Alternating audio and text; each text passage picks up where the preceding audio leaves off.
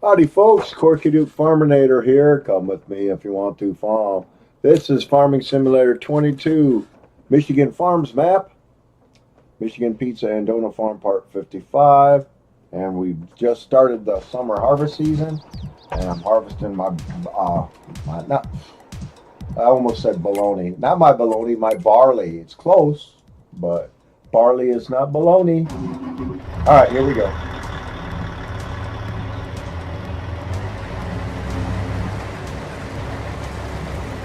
But in both right, bologna and barley are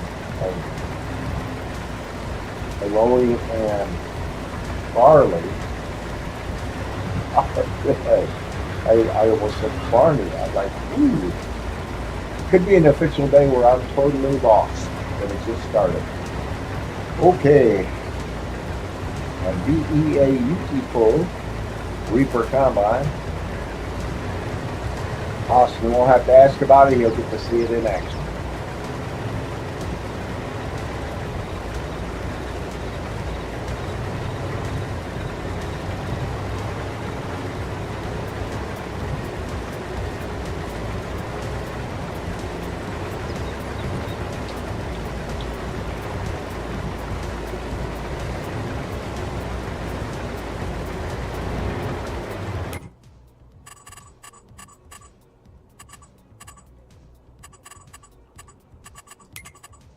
All right.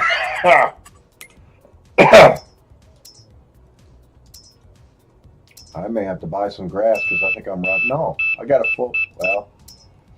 full truck now, but it's gonna, once I unload to all the sheep barns, it's gonna be low.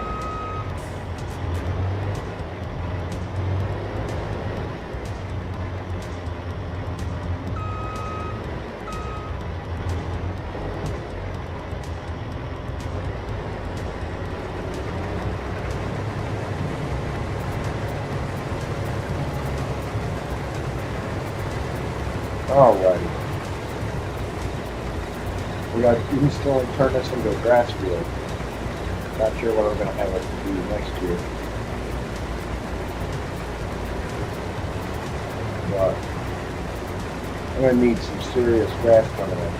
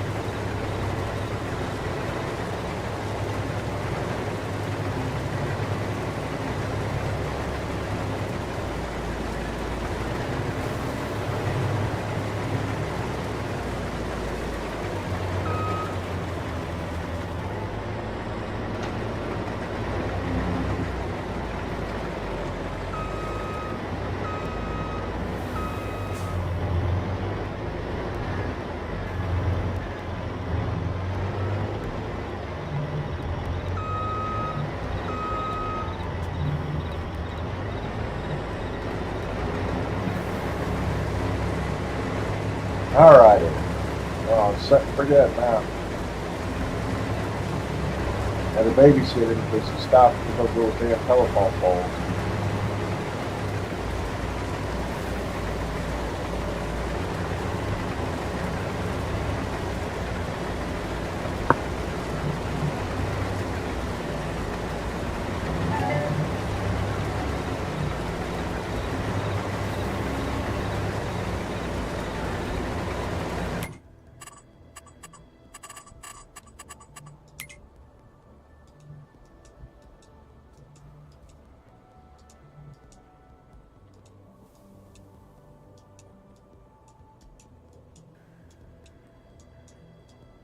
And 2 more very small barley fields left. This is going to be the biggest one.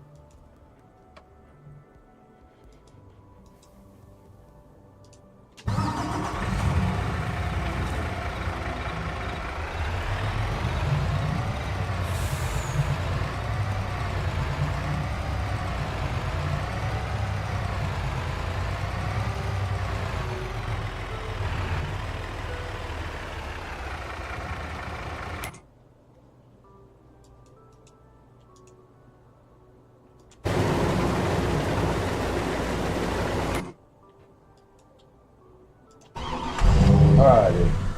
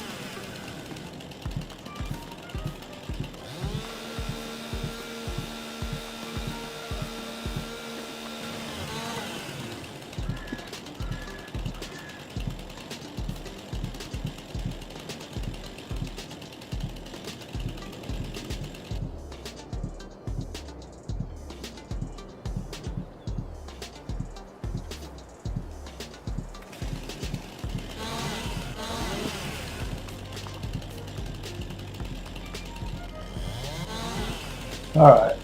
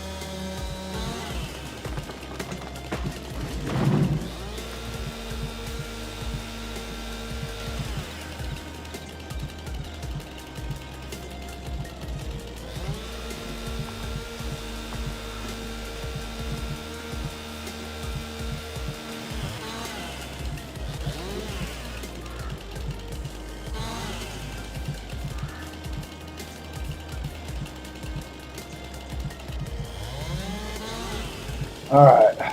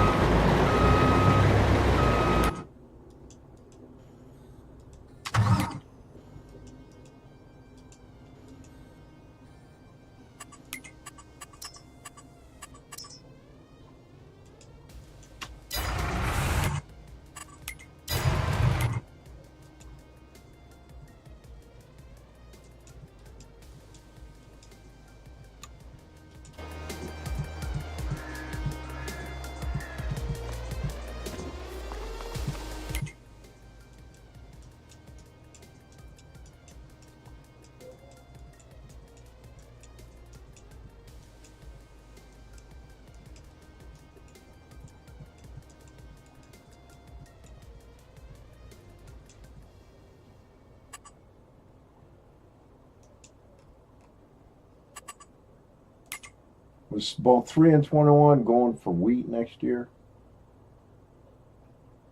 Yep. Yep. They are. Okay.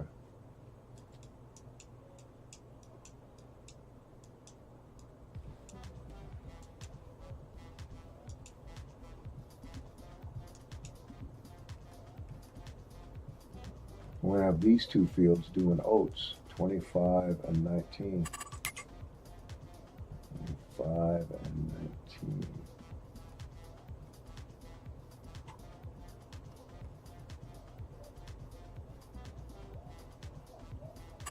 Or corn. Let's do corn.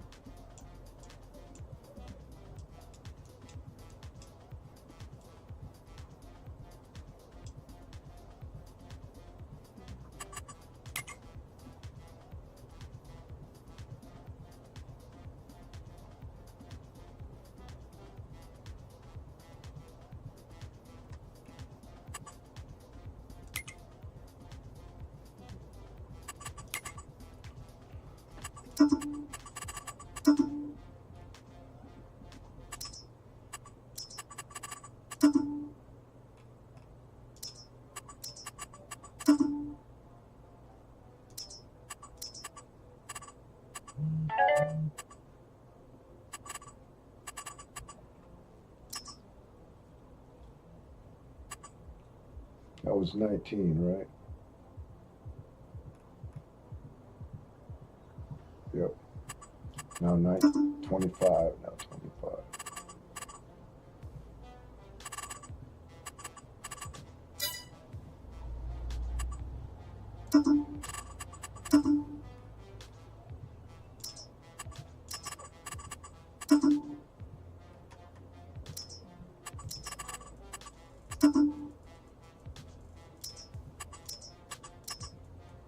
All right.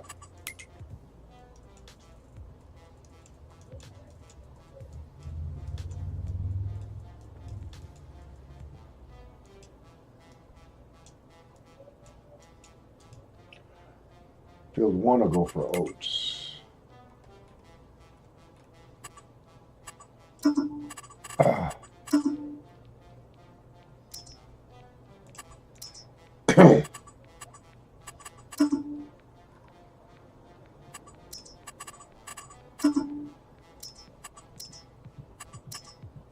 All right.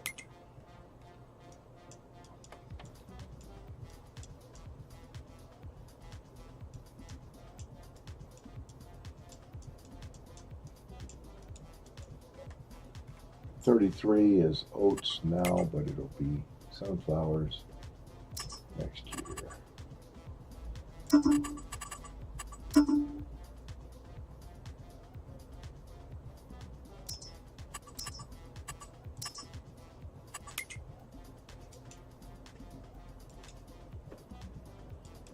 going to combine these two fields together. This will be field 4.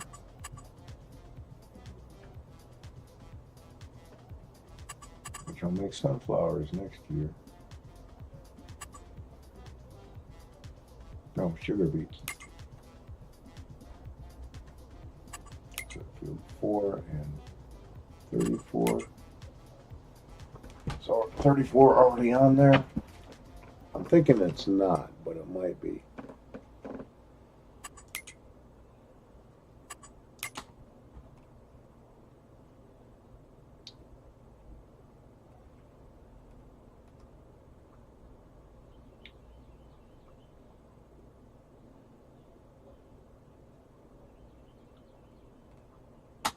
Okay, so that's going to be field 4, right? And that's sugar beets.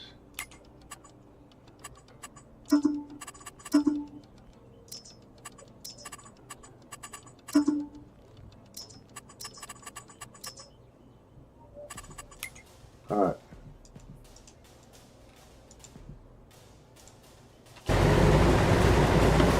All right.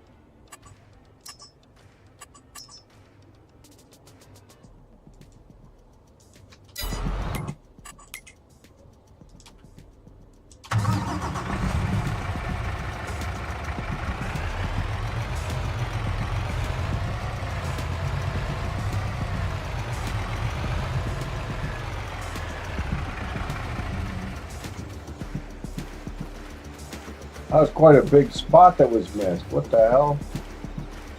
Look at that crap. What the hell's wrong with this thing?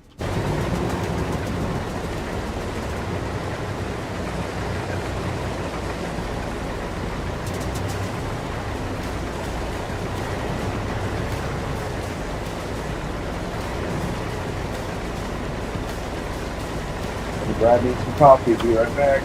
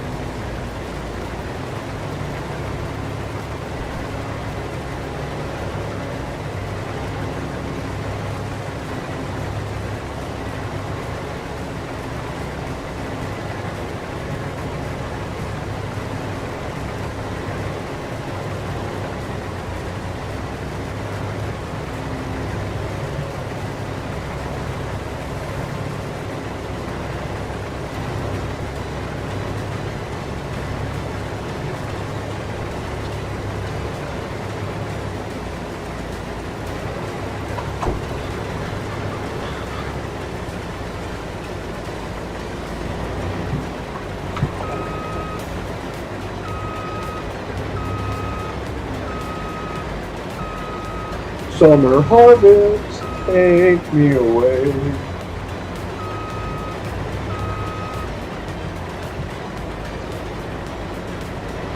Stop missing rows of weed in my field.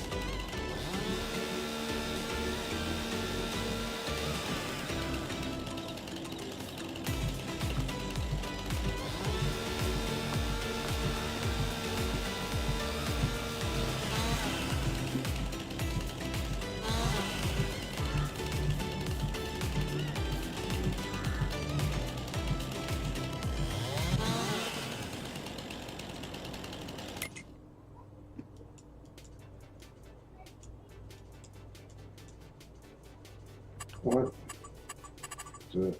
August and oats are to be harvested. No, July. So canola and oats will be all be harvested next month.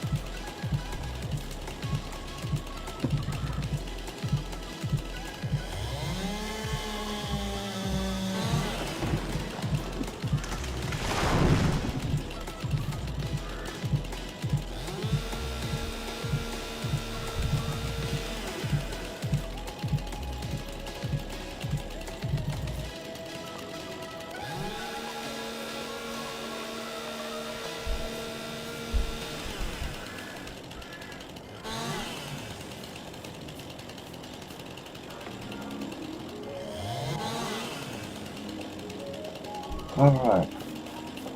Wow, cleared out quite a few trees already.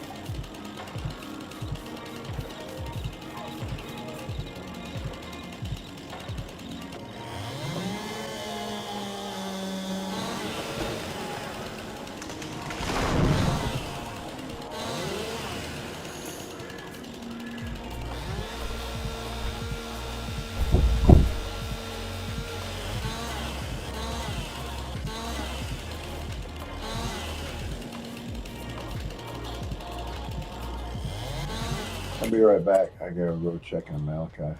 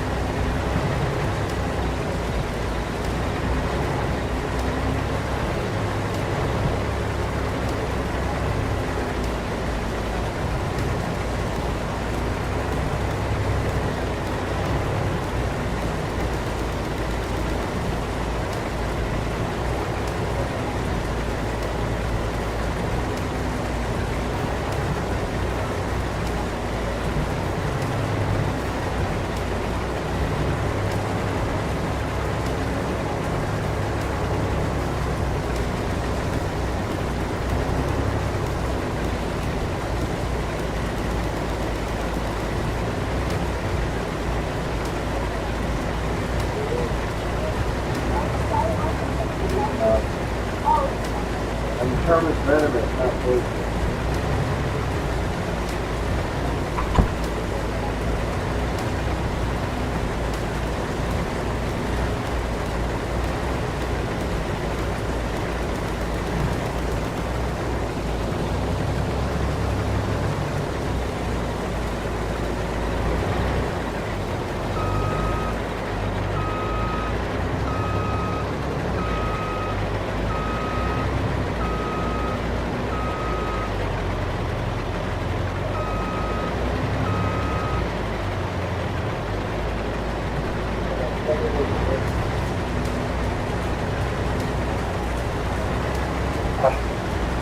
Well, Malachi saw a spider in the bathtub. Eddie thinks it was a brown recluse, but it's a daddy long one. I think brown recluses aren't going to hang out. They're recluse.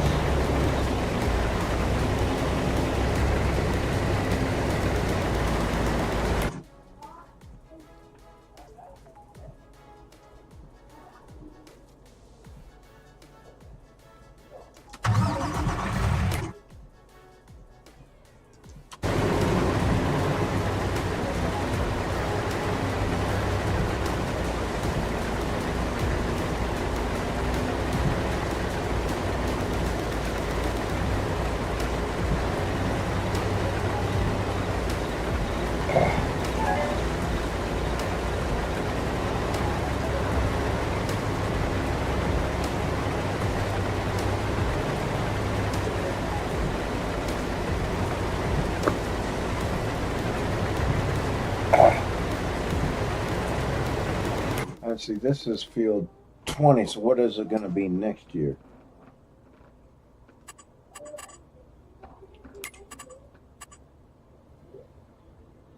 That was sugar, so we'll make it barley and see, potatoes next year.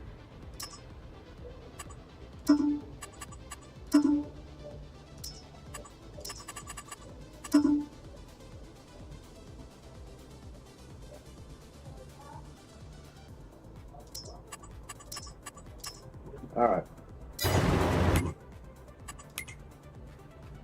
Okay. So this will be my potato field for next year.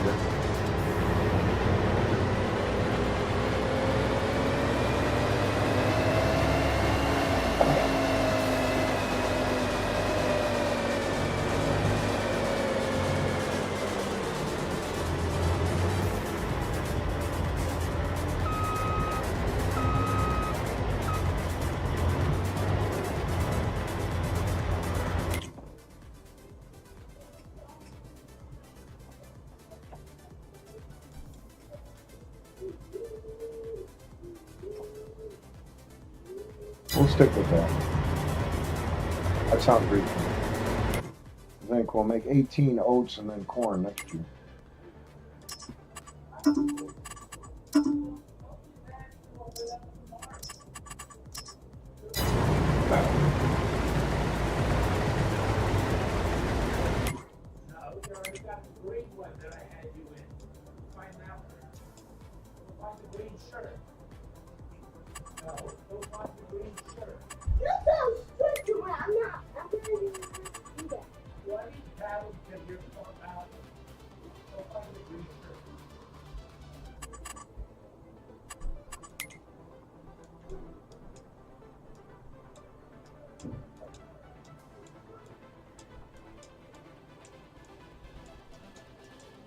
I think this one will be barley next year, 15, or is that 16? 16.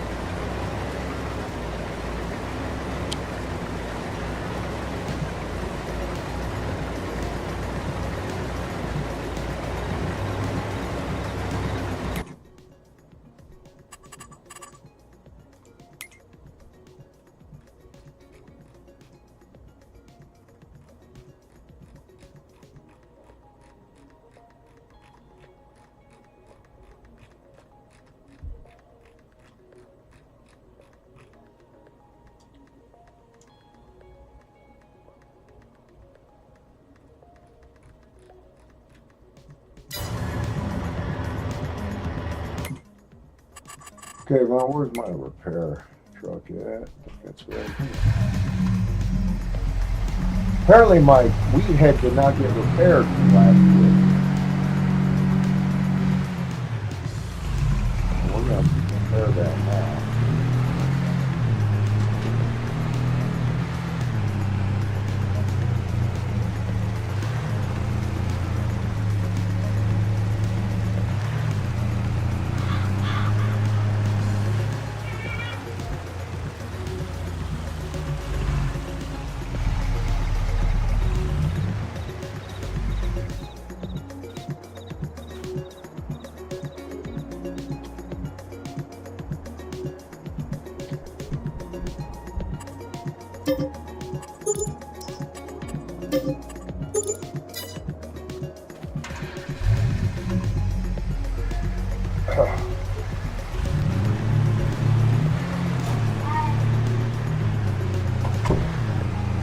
What's up, buddy?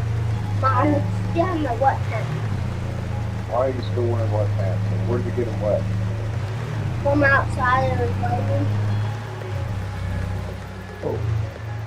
Did you see it was raining? Did you know? Yeah. That means you're lying because you did. Don't AI.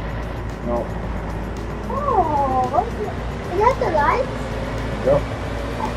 Very bright. Once you go to Barley, What is that? I can Don't- help. I want to help. don't be pushing a whole I bunch of want to stuff. help. Help. Want me to push the zero one now? Stop. I'm trying to help. I need your help. Thank you. Yep, I need your help. Oops. Is there?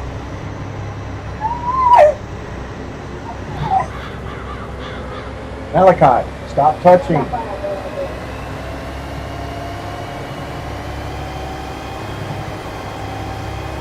This is an escape room, but I got Yeah, wet. put it down. Got wet a little bit. Got wet a little bit because you got it a little bit.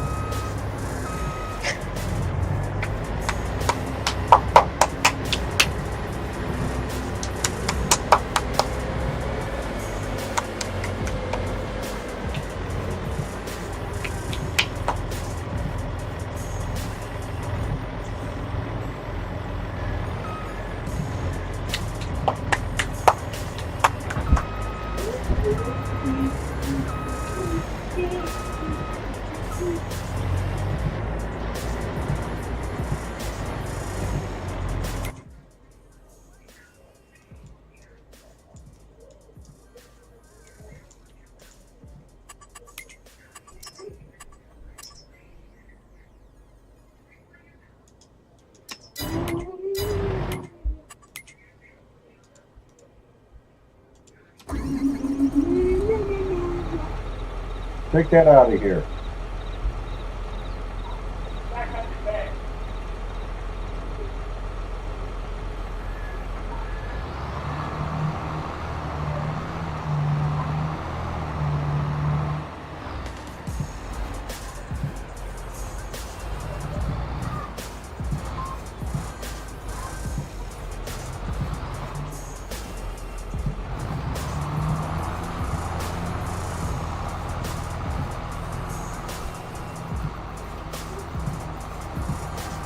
Remember my big tractor? Huh? Remember my big tractor? No, don't bring anything in. Do you like Farmington? No. Do you like? Playing it. Why wouldn't I like it? Do you like my Farmington toys? They're okay. I just don't want them brought in here. Do you like it? I like that one. You can give me. I want you to give me some for. Can you give me Stop. that for my birthday? I'll get you something for your birthday. Yeah. I don't know yet.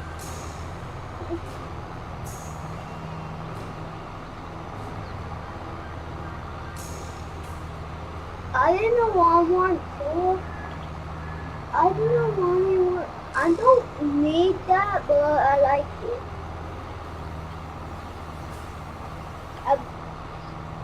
Okay, yes. I don't need to spend that much money for Christmas. I don't need nothing for Christmas. I'm not gonna have. I'm not gonna have nothing for Christmas. Nope. I gotta give something to you for Christmas. Don't worry about it. And Christmas is an awfully long way away. Is it after my birthday? Yep. That gotta be soon. I my birthday gotta be soon. No. Is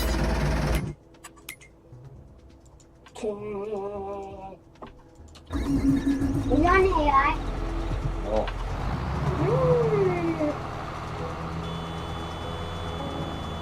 Right there, yeah. Right there, yeah. Right there. You want to put it? I'll turn on traffic right there. Traffic. Every time we drop it. Oh, stop. Go watch TV.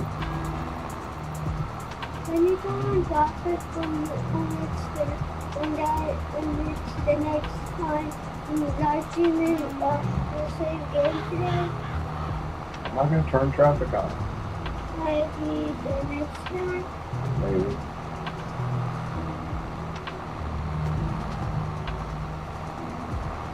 We do another live stream with the same voice that we make for the next day. How long you gonna do this? How long you gonna do the live stream? As long as I feel like it. And how much hours?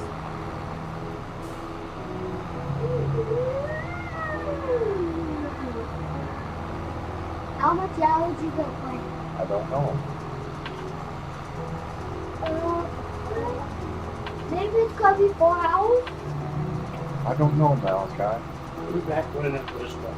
Oh, can you do something? Can you do something? I don't know. Didn't reasonably all right today. I'm gonna be no bed. I'm gonna be no bed. Go back to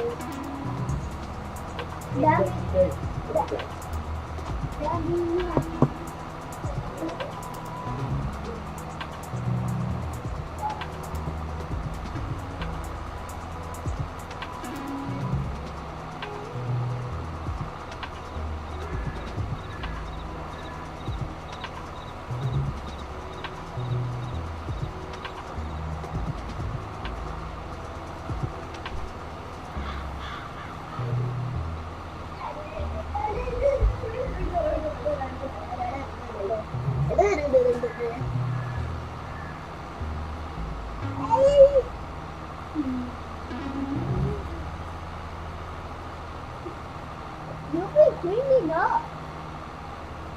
Stop. Get out of there. You've been cleaning up stuff today. You've been cleaning today. I gotta clean this part. Yeah. So Will you get the nice feeling? Will you get the nice feeling? probably not. Oh, that means you have to cry too.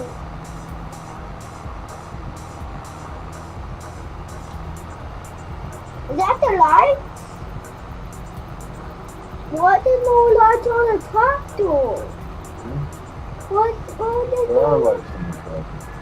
Why? Why there's no lights on the There tractor? are lights on the truck. I mean this part, not that part. Switchboard. I just don't want switchboard on time.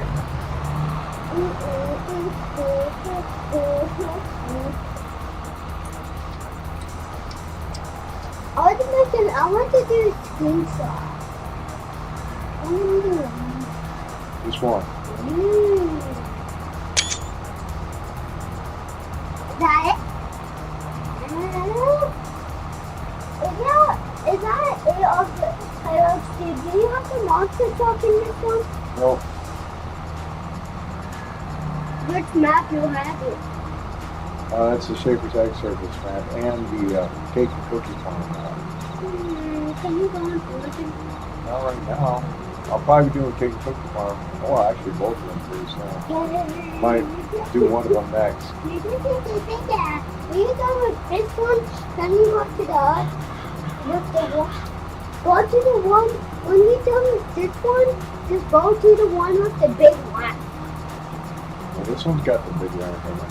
Hey, Austin, how you doing? Hi, Austin. Hi, Austin.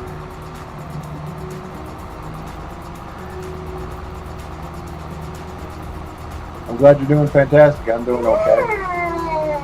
I've been chilling 4 days.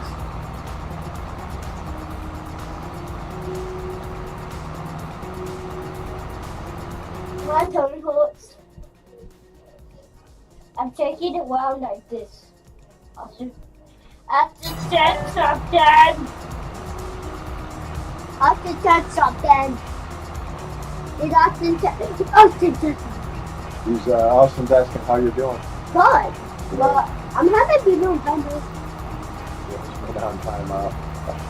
Hmm. Grandpa says you've been fairly good today. I just woke up, so here I am for the live stream.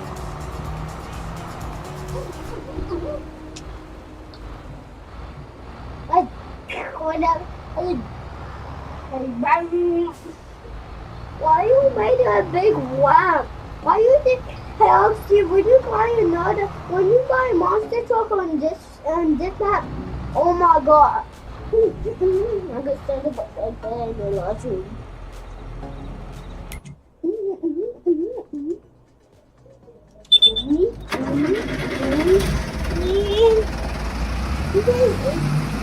It says quick time, I got pet music. Malachi, get out of there. Get out of there.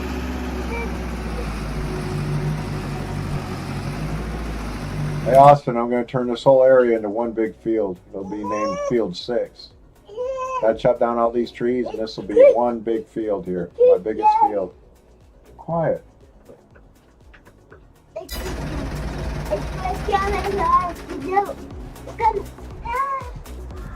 Austin said something. Did Austin say something? No. It's a papa! What did Austin say? Austin said something. What did he say? Oh, where's that boat? You have a boat. Oh, is it exploding? What happened? Supposed to be like that. And then another one. There's not many mine ones. All I mean, mine is not that one. I knew it had one. Well, mine don't have one. I knew it had one.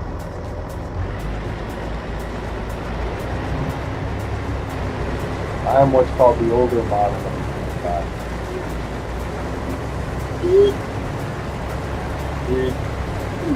What did it again? Ooga! Ooh! Ah! Ah! Ah! Ah! Who does it?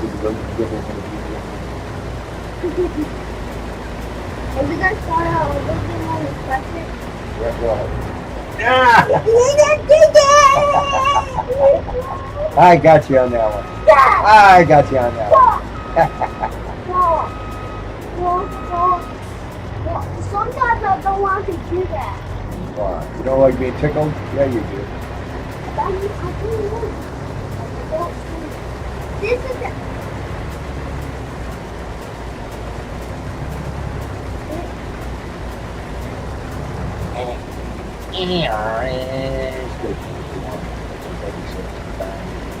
Truck 27. They were trucks, I I just ordered that t-shirt and sweatshirt. That should be coming soon. My emergency, it's a Squad 51 t-shirt and sweatshirt, matching sweatshirt. Is that watching, guys? I think that's something. You see, I should get you into watching the emergency. You'd like that show. A couple of paramedics. Yeah, I'm seeing it on YouTube. It's been on YouTube. It's on my YouTube channel. I bought the whole season, or the whole Yeah, I'm show. seeing it. All 6 seasons.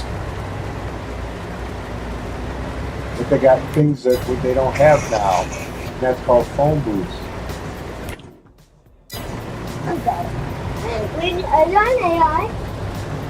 Yep. Ooh, that was Ricky out the top. Just one right now. I'm gonna have to buy another one next month. Malachi, stop. Just stop touching it. I'm trying to get inside. It's on AI. Don't worry. Don't worry. Don't worry. I'll see it. I'm gonna have to buy another one next month. Calm down. Sit down. You calm down.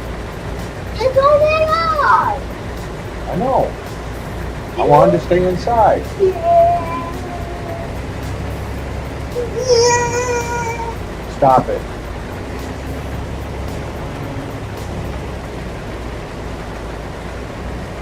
I want to see well. What the hell? Wait, man. Whoa. Oh, I emptied it in the truck. That's right. What happened? What happened to it? Did you turn off AI? Well, briefly. Up. On wire. Up. This how to have it. Turn off AI. Turn off AI. Quiet, Malachi. No. Okay, that's not. Go watch TV.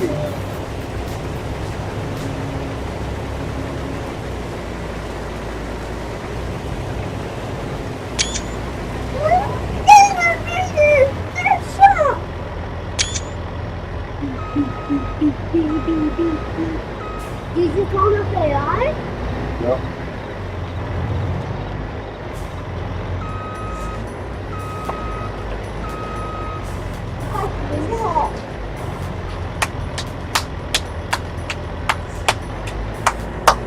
Dad!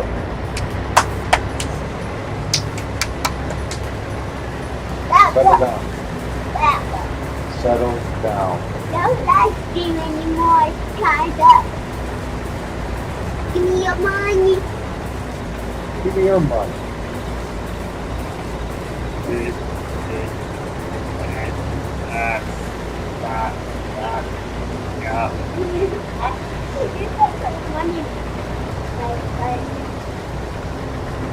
Button. I can get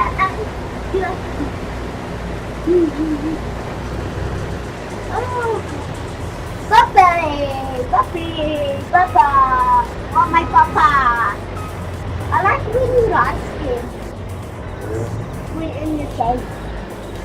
I like when you rush him in the game and when you guys do your new campaign with the song, you're going to do it.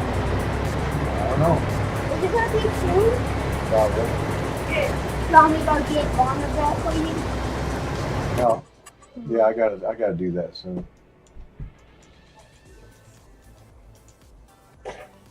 Go.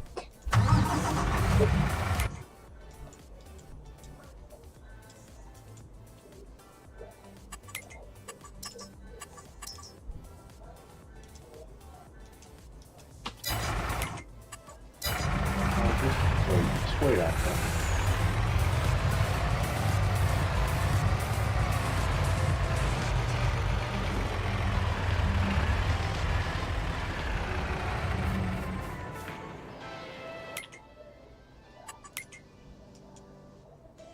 So still got one more barley field there. And we need seed. Okay. Now this has been, I picked up the straw, so it needs to be fertilized. Mulch, plowed. I can only find this but small Bonneville, but it's fine. Can we do this into life? Can you show them in the live stream? What? No. I'm not Bonneville. We're supposed to be in my. Does it need lime? We're supposed to be in a.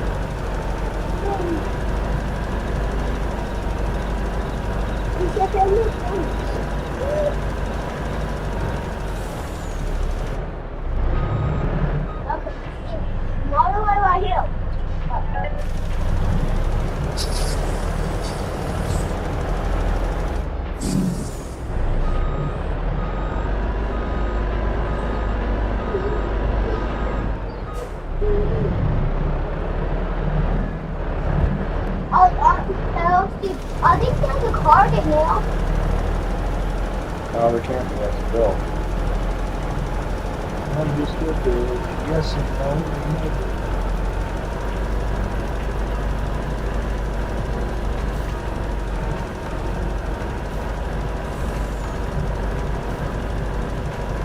Charge as much as you can fill. Customer.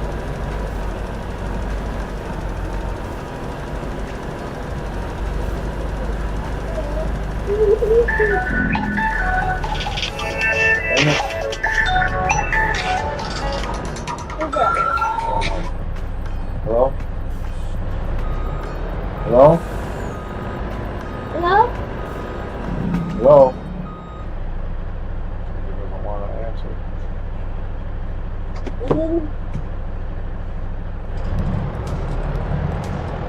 Stop.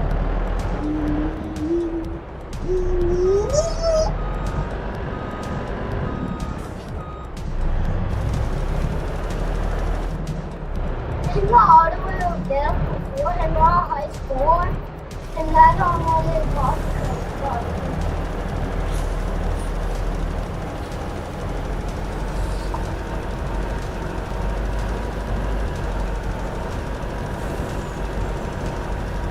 Go this all the way in the bathroom.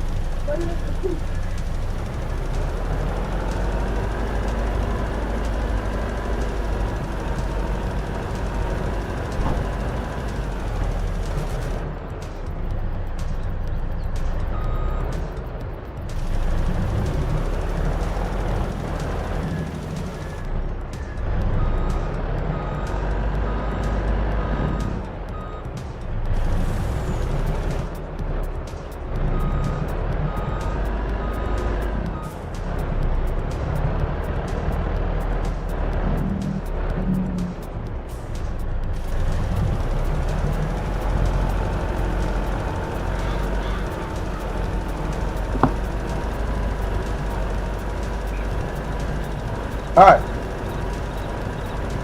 Gonna grab some coffee. Be right back.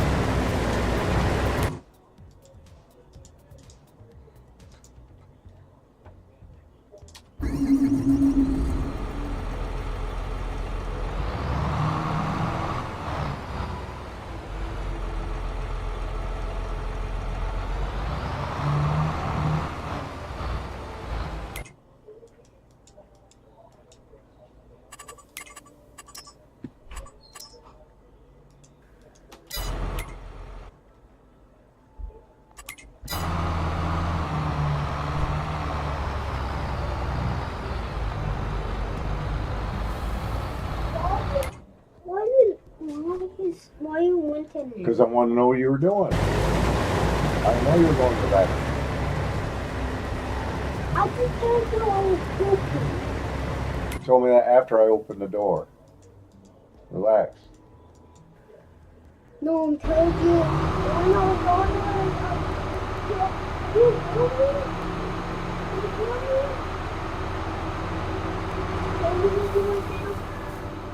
I'm sure those pooping right there.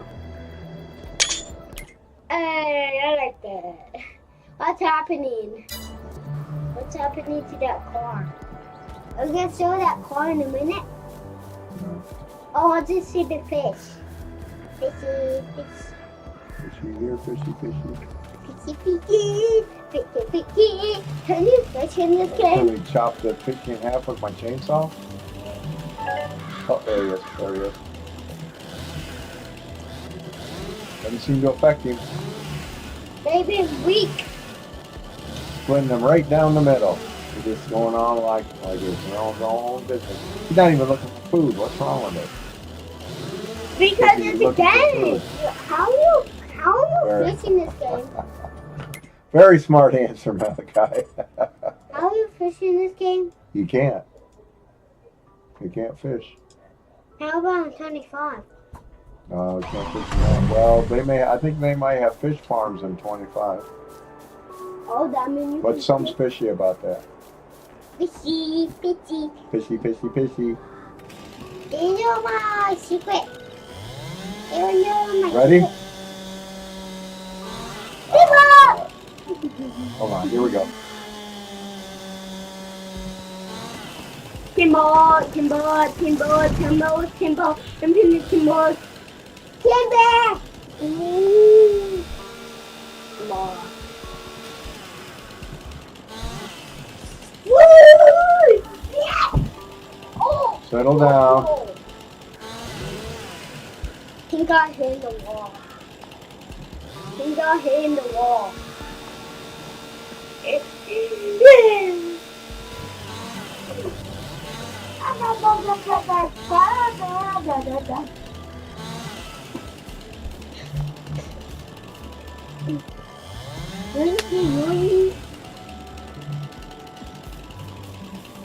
I would take a screenshot.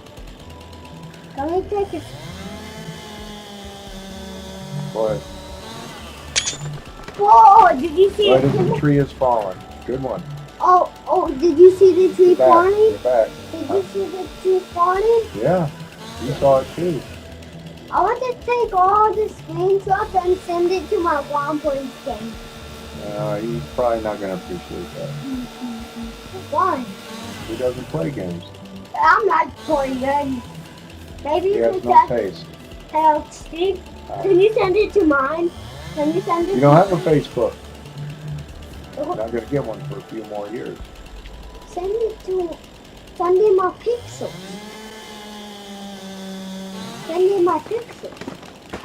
I bet when you send it to me, I bet it's gonna be in my pixels.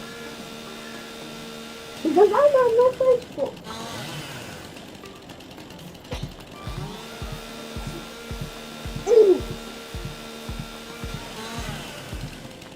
Steve, if you have a keyboard, those chargers not unconnect.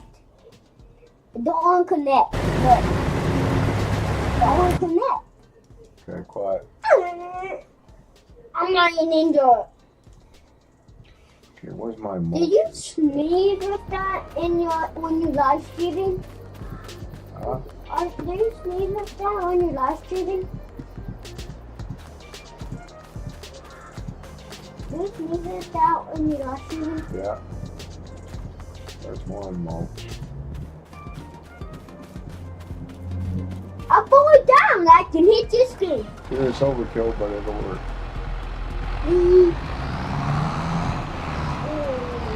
Are you dead?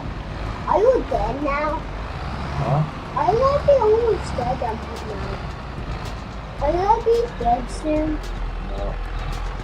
For how long? For how long you might be?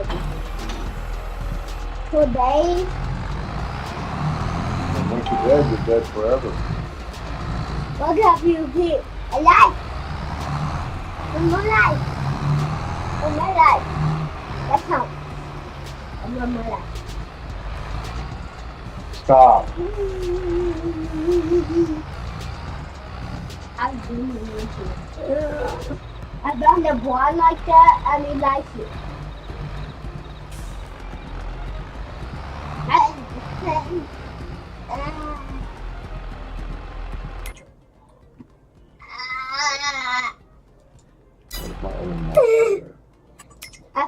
screenshots you on here. I only got one. You only got one screenshot on that one. You only have one Another screenshot on motion. that.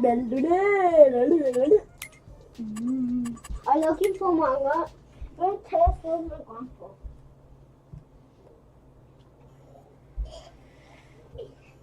He loves being Steve.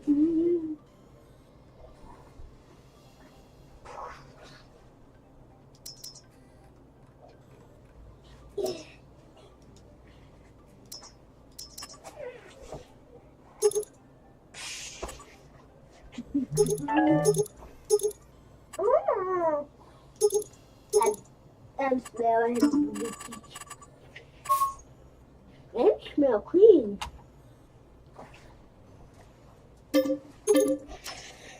Stop. Healthy, look. Look.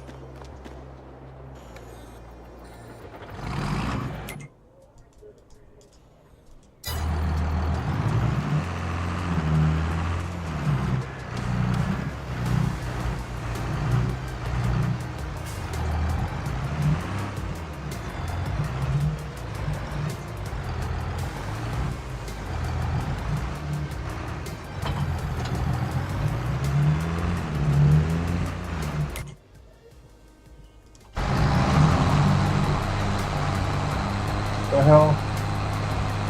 What the hell?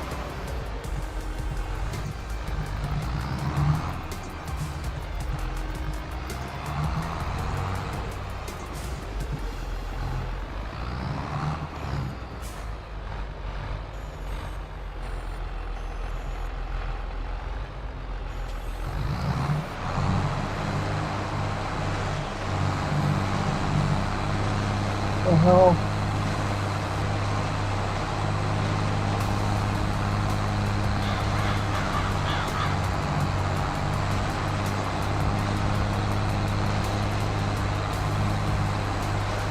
What the hell?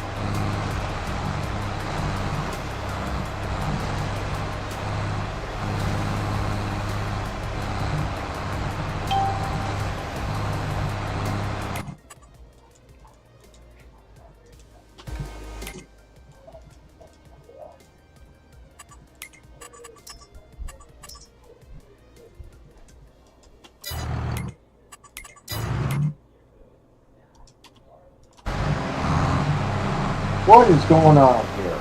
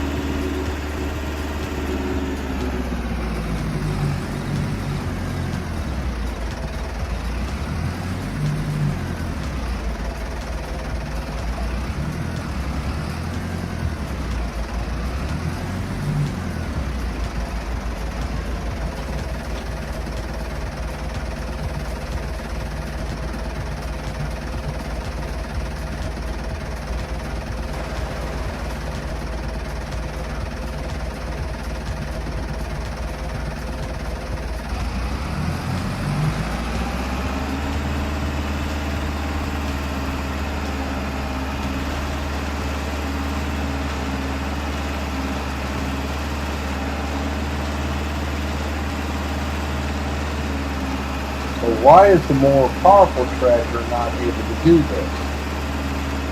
Is it too strong?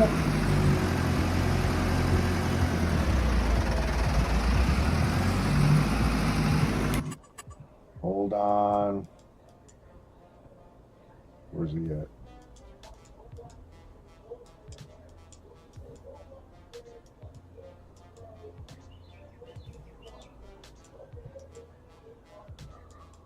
Where the hell did he go?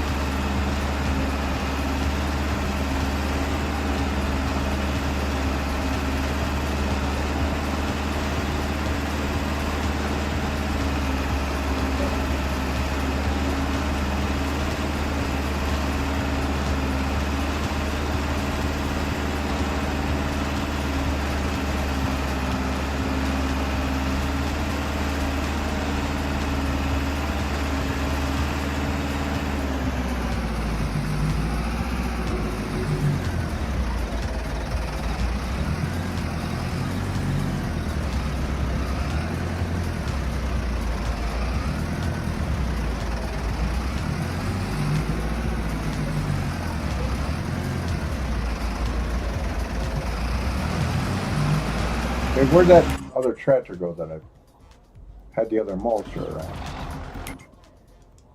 Can't believe that that tractor would be too powerful for a mulcher. What is the deal with that? That's crazy. Where the hell did my other tractor go?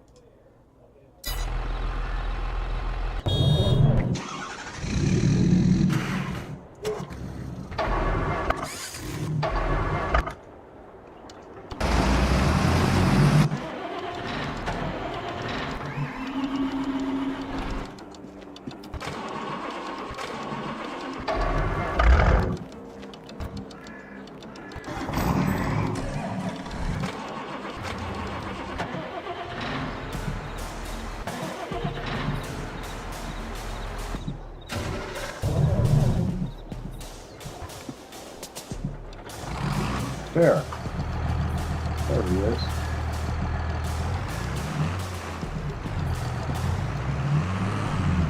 Stuck in amongst. Oh, this one might work because it is a 4,000 series. Let's see if you.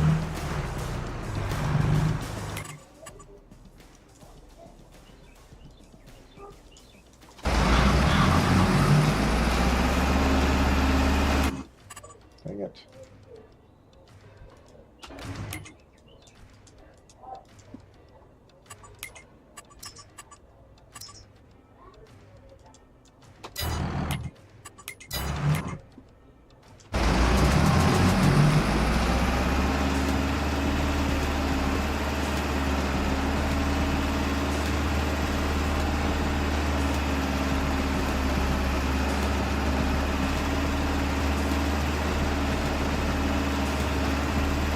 So you can't put too powerful tractor on a mulcher? Is that really a real thing? You gotta be kidding me.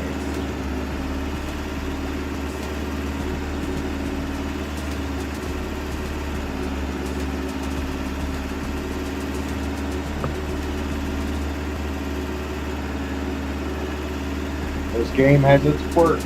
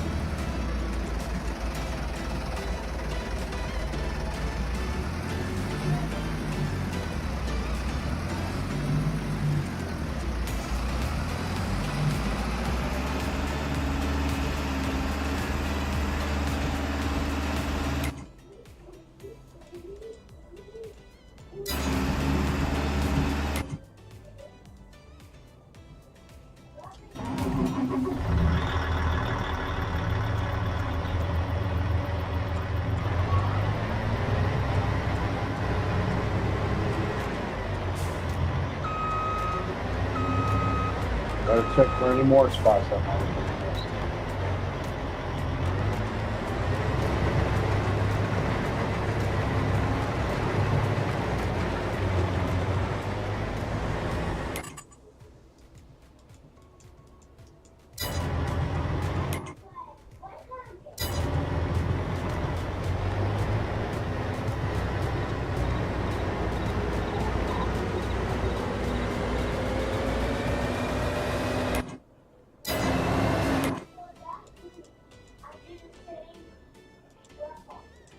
I'll be right back.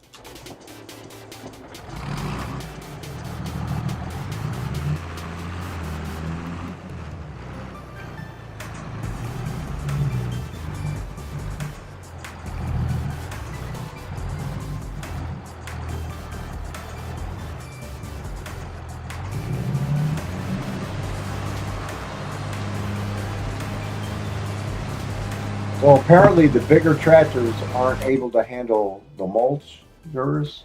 That just doesn't make any sense to me.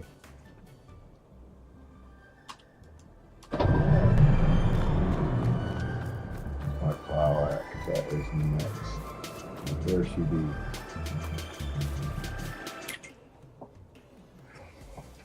Ooh.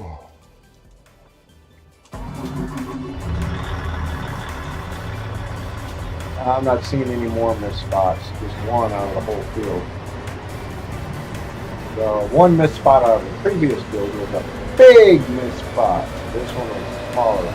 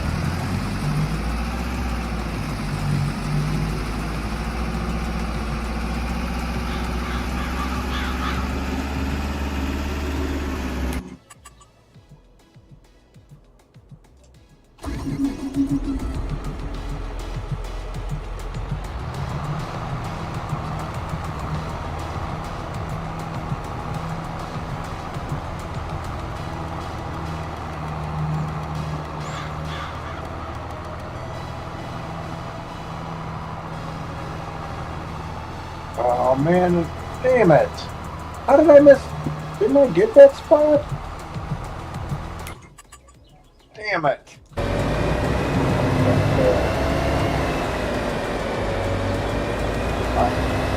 Didn't I get that spot?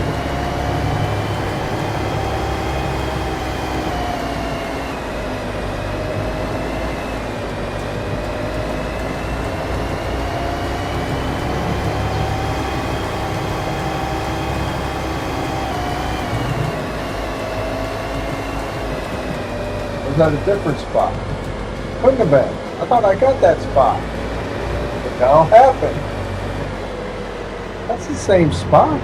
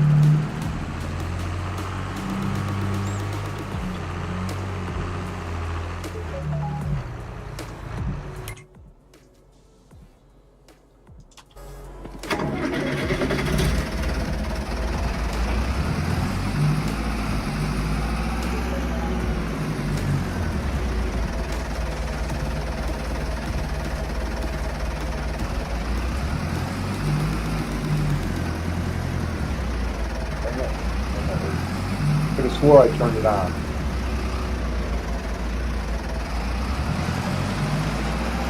There we go.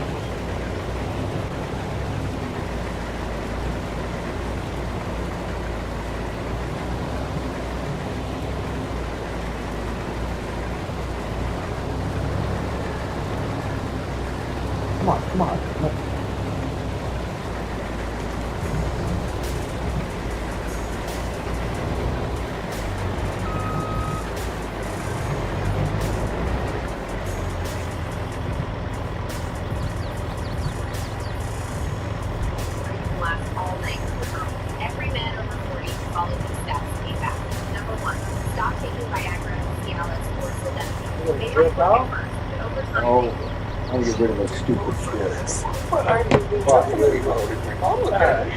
you're negotiating with Iran, Mr. President, to what extent are Get out American the way. financial situations motivating you to make a deal? Not even a little bit. The only thing that matters when I'm talking about Iran, they can't have a nuclear weapon. This I poll don't think theory about tomorrow. Americans' financial situation. What you make of that? You That's bull crap. Do you ever marry someone that has different political beliefs than you? I would never marry a guy that's liberal. Why not? Because he's gonna raise my son. I don't want a man that's feminine at all. I want a strong, core man who believes in guns and being strong. now. Patrol? Yeah, I want my sons to grow up and be like, tough and manly. That was like a legitimate podcast. It's got a set professional equipment, nice background, guest. There is no this is a spin elaborate grid. Specifically targeting the right wing and the Trump. She tells me everything that's wrong here. That they're big, tough men. I almost respect the group. I'm gonna be honest with you. So when you go to her profile on Instagram, Threads, anywhere, and you click on her link tree, guess where it takes you? Her home. Guys, when are you gonna wake the fuck up? Everybody that's telling you all of these talking points that you want to hear, that are appealing to your deep desire to be a big strong man, they're all fucking grifting you, bro. Joe Rogan, Tucker Carlson, fucking all of them. You're being a cuck. Your cuckiness is destroying America. Not even joking. For the love of God, change. Oh, but you voted for this. We didn't, Karen. It says rump. She has a $640 rump watch. How could they process this and go through something without checking their work? I'm very disappointed. I wanted to be a special thing for her. And we had expected that it would have the integrity of the President of the United States. I've been a loyal supporter of the president for almost 20 years. This goes back to when I was 21 years old and I was Miss California at the Miss USA pageant. And I've known him, I consider him a dear friend. And I will tell you right now, I do not recognize our president. I think that we are an occupied nation. I think that a foreign country has occupied our government. And we are seeing now that this president of the United States of America is being influenced by a foreign government. So if you think I've been coming after you, if you think that I'm trying to get clicks by attacking you so the Democrats that don't buy anything from me and don't like me want to put me in jail, if you think I've been on your ass, say one more thing. One more thing out of your mouth. And Laura Loomer, send him this. This is, you know what, Dad? I've had it up to here. What? You've got 1 week timeout. If you even open your mouth, that's 2 weeks. And you go, bring it up, Dad. I don't care. You should be kissing my ass. This is strike three. I supported him. I defended him. I even told people early on, trust the process. I was wrong. Do they think we're that stupid? Clearly Yes, they do. And if you disagree, you're called a low IQ person. Stop lying to us. You messed up badly. Be a man and own it. I did believe drain the swamp. It never happened. I believed in accountability Trump and it was coming. is the swamp. It never happened. Folks, you just watched MAGA voters absolutely snap. Like, lose it. Crying into their phones, screaming about betrayal, realizing the guy they sold their souls for is just another grifter who took their money and laughed all the way to the bank. And here's the thing. While they're having their little meltdowns, middle-class Americans are secretly living in storage units, cars, tents, and hotels, just trying to survive. Those two things, they're connected, and you're about to see how. Now, while many in MAGA are throwing an out-of-body tantrum after entering their find-out phase of effing around and figuring out that their economic savior was just an orange guy in a golf cart cashing checks, the middle-class American continues to pay the biggest price. And many Trump voters are just now finding out that being president is just Trump's side hustle. His real hustle is insider trading and screwing over the American people. Watch. I am so tired of feeling helpless as a parent. Yes, my kids are grown adults. My oldest is 28, my youngest is 25. And I thought by teaching them what I learned, which is you work hard, you get a good job, you're going to get the things in life that you need, right? Worked for me. Why wouldn't it work for them? Because it doesn't. Not when billionaires are exploiting how hard it is us. for minimum wage workers to afford housing, and the news is particularly bad for one state here in New England. A Redfin report says workers would have to put in 106 hours per week to afford a median-priced apartment. However, the worst state studied was New Hampshire.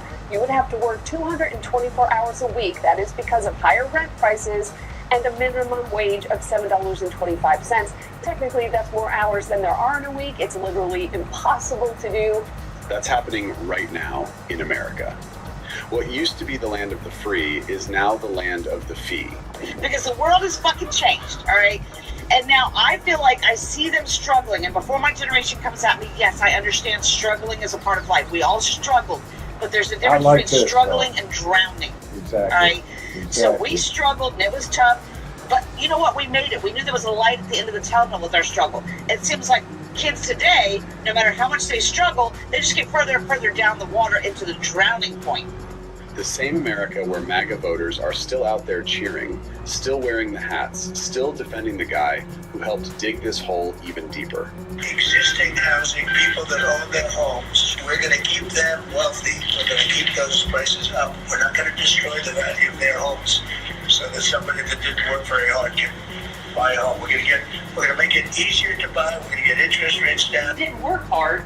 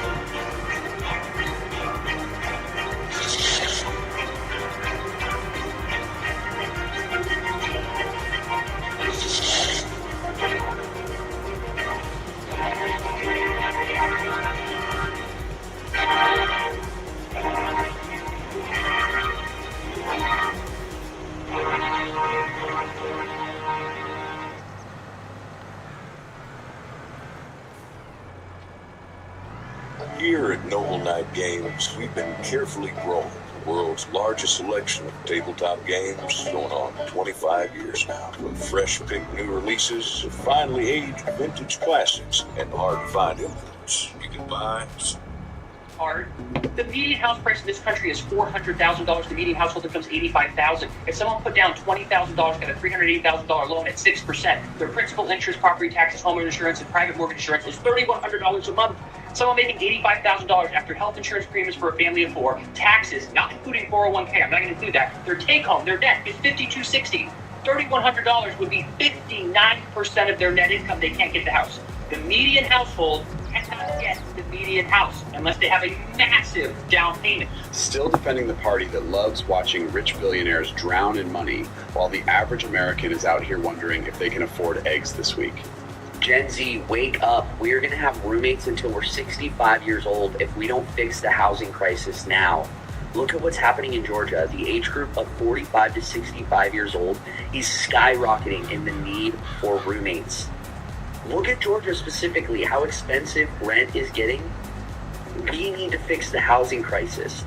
And before some smart aleck slides into the comments with, well, actually, this isn't entirely Trump's fault. Duh, Einstein. We know that. Maybe your brain struggles to understand complex concepts, but here's the thing. I'm putting weight on Trump's policies because he signed the tax cuts that gutted affordable housing programs. He rolled back regulations that kept rents from exploding, and he spent 4 years telling anyone who was struggling that they just weren't trying hard enough. Not just his base, the whole country, because last I checked, he was supposed to be the president of the United States of America, not the united cult of MAGA. And honestly, he's not even faithful to them. He'd sell out every single one of his followers for a nice steak dinner and a photo op with Netanyahu. You know it. I know it. Deep down, they probably know it too. So yeah, I'm gonna blame him. This is my classroom. Wait for me to lay down the facts and connect the dots. Sit down, be humble, and let me cook. Homelessness in the U.S. grew by 18% in 2024, the highest level ever recorded. But why? We supposedly have this great economy with low unemployment and growing GDP. But the truth is, only a small number of people are seeing the benefits from that economy. So many people can't pay rent or buy a home because wages for most workers have been stagnating for decades, and they haven't kept up with the cost of housing. 40 to 60% of people without a place to live have jobs, and it's not enough. Since the 70s, inflation-adjusted pay for most U.S. workers has stayed almost the same, while high earners pay has skyrocketed. And our economy was designed that way on purpose, through policies intended to keep labor costs low to benefit the rich and corporations. When income inequality began to really grow in the 70s and 80s, homelessness did too. It was all made worse by Reagan pulling funding for social programs in the 80s. And instead of fixing the root causes or creating more social safety nets, cities are criminalizing homelessness, which was allowed by the Supreme Court. Homelessness is a symptom of the growing income inequality we have in the U.S., exacerbated by tax plans that favor the rich, laws that strip rights from workers, cuts to assistance programs, and a for-profit healthcare system that leaves people without the care they need. No one should be without a place to live in one of the wealthiest countries in the world. Here's what I do know. The policies that got us here, the tariffs that raised prices on everything, the tax cuts that gave billionaires a playground while the rest of us got crumbs, the healthcare that keeps getting more expensive, the COVID response that was basically, figure it out yourself, good luck, the trade wars, the war with Iran spiking gas and fertilizer, all of it. That's Trump's playbook, and MAGA cheered every single page. So how did we get here? Let's walk through it. Because the thing that gets me is Trump actually opened his mouth recently and said he intends to keep the housing market up because people who, and I'm quoting here, don't work very hard, don't buy homes. I'm sorry, who are these Americans who don't work very hard? Here's why people don't believe in the American dream anymore. You make over $100,000 a year and you still can't afford the average price of a home in many states. So the median price of a house, over $400,000. Don't know how we got here, but here we are. Going through Bankrate, they track a lot of financial stuff, and they have the median price for a home at over $400,000. Americans would need to make an annual income of over $100,000. Now that's up 46% since the start of 2020, just to afford the median price home in 22 states and also DC. What's infuriating about this is that most Americans don't make $100,000. Look up here. The average salary in the third quarter of 2023, just under $60,000. When I was their age, I was making less than $10 an hour, and I could afford to live on my own. Now you have to be making six-figure salary to get a decent, tiny little place to live. So what the fuck is going on, and how do we help them as parents? I told my son, all you have to do is work hard, go to college, or join the military like I did. He went to college, got his degree, got a full-time job. He moved back in with me right when he graduated from college because he said, hey, Mom, as soon as I get a job, which was within 2 weeks of him getting out of college, maybe take me 2 months and I'll save up enough money for me to move out. Okay, cool. It's been 10 months. He has saved almost every dime and still can't afford to live. Yep. That's America today. One-bedroom studio apartments, almost $2,000 a month. Why? Like, I just don't get it. So I don't even think that there's even classes anymore. There used to be, upper class, middle class, lower class. It's literally turning into the ultra wealthy, and then everybody else is just poor. Like, that's what it's happening. Malachi, go put that back. Hey, when you turn 25, at least your car insurance will go down. Put that back in the vacuum he turned 25, and his car insurance went up $150. I tell him, if you need health insurance, get a good job. He did. He has health insurance. He has had a medical emergency this week. Had to go to the emergency room twice. He had to go to the emergency room because he couldn't get anybody to see him with the health insurance that he had. Right? So he had to go to an emergency room. Now he's out money for that too. It seems like you can never get ahead. And everywhere I turn, I see people working 2 jobs, 3 jobs, side hustles, driving for Uber at midnight, flipping stuff on Facebook Marketplace, grinding just to keep the lights on. But apparently, according to a man who inherited millions from his daddy and bankrupted a casino, the problem is that some people just don't work hard enough.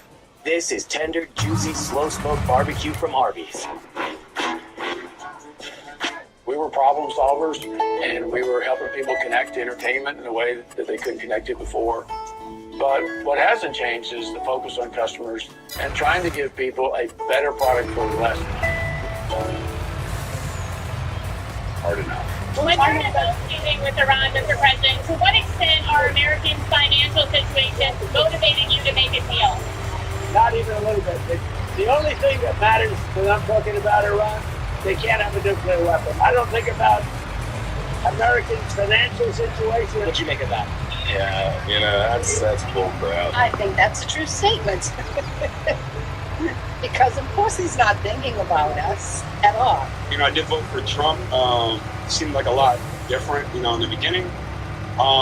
You know, I'm not fully against everything, but, you know, more currently with the way things are going, I don't agree with. I don't think we should be in this war. He doesn't care about our situation. He doesn't. He's just here for pride and ego. He's not lying, and he proves it. Not only that, but with also like food stamps and other stuff. He does not care about our financial situation. He cares about giving himself a name. When he says that he's not thinking about Americans' financial situations, what do you make of that? I think sometimes he comes across, he doesn't always come across, he's a little raw, a little rough around the edges. So just because he says something in a certain way, I don't think he means that he doesn't care about people. I don't believe that for a minute. You're a fucking fool if you believe that. You're someone who grew up with a certain amount of money, you're going to be out of touch. You're going to live in a completely different reality than other people. When you have no idea what it's like to actually have to work for a dollar, you were born with a silver spoon in your mouth. Of course, the American pockets don't mean anything to you. Our gas prices went up because he got us there, and now what's he doing to get them back down? You want to know what his version of working hard looks like? Insider trading, betting on when the next strike is going to happen. Hey everybody, if there's anyone in your life who still needs proof that Donald Trump is looting our government, there's something I'd like you to show them. This is called Form 278T, also known as a periodic transaction report. Government officials, including the president, are legally required to complete this form every time they buy or sell a stock or bond worth more than $1,000. The goal is to prevent conflicts of interest between their official duties and their personal financial interests. In May, Trump filed a Form 278T for the first quarter of 2026. It is 113 pages long and it lists more than 3,600 stock trades between January and March. Trump bought and sold hundreds of millions of dollars in stocks, including big tech, defense contractors, media companies, crypto, and more. What's notable about this is not just that Trump is really rich, it's that he is heavily invested in companies whose businesses are directly affected by policies he is making. He is actively trading in their stocks at the same time he is making decisions that influence the value of those stocks. For example, Trump invested in both Paramount and Warner Brothers while his Justice Department is reviewing their proposed merger. He invested in Oracle at the same time he brokered their deal to buy TikTok. He invested in Palantir as they were awarded major government contracts worth over $1 billion. Trump is also buying crypto stocks while he is pushing a bill called the Clarity Act, which would help crypto companies. One of Trump's biggest buys was millions of dollars in NVIDIA stock. NVIDIA makes advanced AI chips, which they have been trying to sell to China for years. The U.S. government has restricted the sale to protect our national security, but NVIDIA's CEO lobbied Trump for months to change that policy, and in December, Trump agreed. Then, Trump went a step further. This week, he took NVIDIA's CEO to China with him on Air Force One to sell their AI chips to the Chinese government. NVIDIA's stock price has now gone up 26% since January. Trump also took the CEO of Boeing to China with him after buying millions of dollars of Boeing stock. On the trip, they sold 200 Boeing airplanes to the Chinese government. It is impossible to look at this and not ask, is Trump actually acting in the interests of the American people, or is he placing his own financial interests first? Other presidents have chosen to sell off their stocks or place them in a blind trust to avoid conflicts of interest, but Trump has refused to do that. The definition of corruption is using official power for private gain. By that measure, Trump is hands down the most corrupt president in history. The Form 278T is a roadmap to the ways he is personally profiting from the powers of the presidency. Making millions while the rest of the world goes to shit. That's hard work to him. Sitting in a golden office, making phone calls, cashing checks. Meanwhile, a single mom in Ohio is working 50 hours a week and still can't afford a down payment on a 2-bedroom. So I see so many people that are living in their car. I used to pick up at Panera Bread every morning. I would go in there. I would get out to work at like 6 a.m. doing DoorDash, and I would see the same car in the parking lot every single morning. And this person, they would sit in the parking lot all day, and you could see their stuff in their car. And clearly this person was homeless, living in their car. There are so many people who live in their cars. Even like Walmart parking lots, you'll see the same cars there all day, and it's very, very sad, but you know, that's just what people have to do because they don't have the money to afford this high rent. That is an issue. Nobody should have to live in their cars just because they can't afford rent. It's just not the way to live. How long have you been staying in here? A year now. And my brother Come on, damn it. My brother doesn't want to pay him. But he don't like my brother. He's still he's all stuff here. Where I live. My food, my drinks are there. Damn it. There. So you've been staying in here for a year. In the summer? Did you agree back? Oh man, appreciate Come you. on. Thank you. So in the summer, man, this is metal. Oh, it's hot. Now I have to wait over there all day long. Until night. Until night, man. And it's even hot right now. It's only 80 degrees outside. No, man, it's terrible. It's like a sauna. You can't stand this stuff weather here at no time. About 30 people are living in this California homeless encampment right behind a town city hall. In Ojai, California, canvas tents built upon wooden platforms are a step up from the previous site, where unhoused people set up their tents. The city's unhoused services coordinator spoke to KCBS. So over time, as we built the tents up in the parking lot, we're able to get people up off the ground and out of the dirt and into the tents that you were seeing up there. Danielle Alstott was evicted after she could no longer afford her rent. She is one of the working poor. Those who are working and want to be able to live, we can't afford rent. We're doing what we can. I'm still trying to stay happy with that. Alstott has found reasons to be grateful. Just having a space we could be, even without income. We grab the spot that they're allowing us to stay. I think it's a beautiful example of the community stepping in and working together to find the best solution for a situation that is really challenging. I'm just gonna say it. Older men are in a completely different league right now, and their secret is Blue Chew Gold. Blue Chew mixes sildenafil and tadalafil to take care of the physical. Hey, Jake Walker, how you doing? To target the brain. So he isn't just physically ready to go. Thanks for joining the stream. How you doing today? Chemistry and connection. You absolutely need You're to try this. Visit BlueChew.com right now because you can get 1 month of Blue Chew Gold completely free when you sign up for quarterly delivery.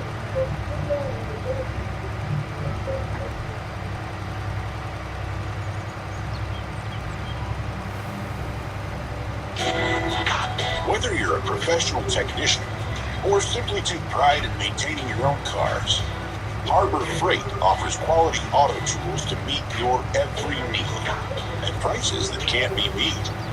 From floor jacks and tool sets to diagnostic scanners, polishers, shop supplies, and more. Harbor Freight, your automotive destination. Challenging. Ojai's mayor says she knows Hope that means you're doing good. the 8-acre shadow of City Hall by name. She hopes a I gotta turn this into $12.7 seed. million grant from the state could be a step gotta towards a plant some permanent more home grass for many of these people. The city's grant application called for the construction of tiny homes. Not everything is a toy, Malachi. Okay? You play around with that thing and you break it, we're out of vacuum Constructed in the sweeper. next 2 Okay? years, there is no word It's on not where designed they to will be a located toy. or when the construction will start.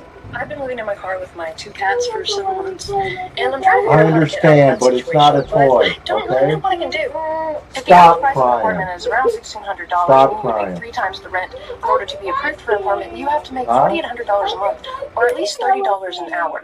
That's It's not a happening toy, right now. Malachi. So If I you don't break really it, know we're how I out can of get an vacuum apartment cleaner. unless I can find a really well-paying job.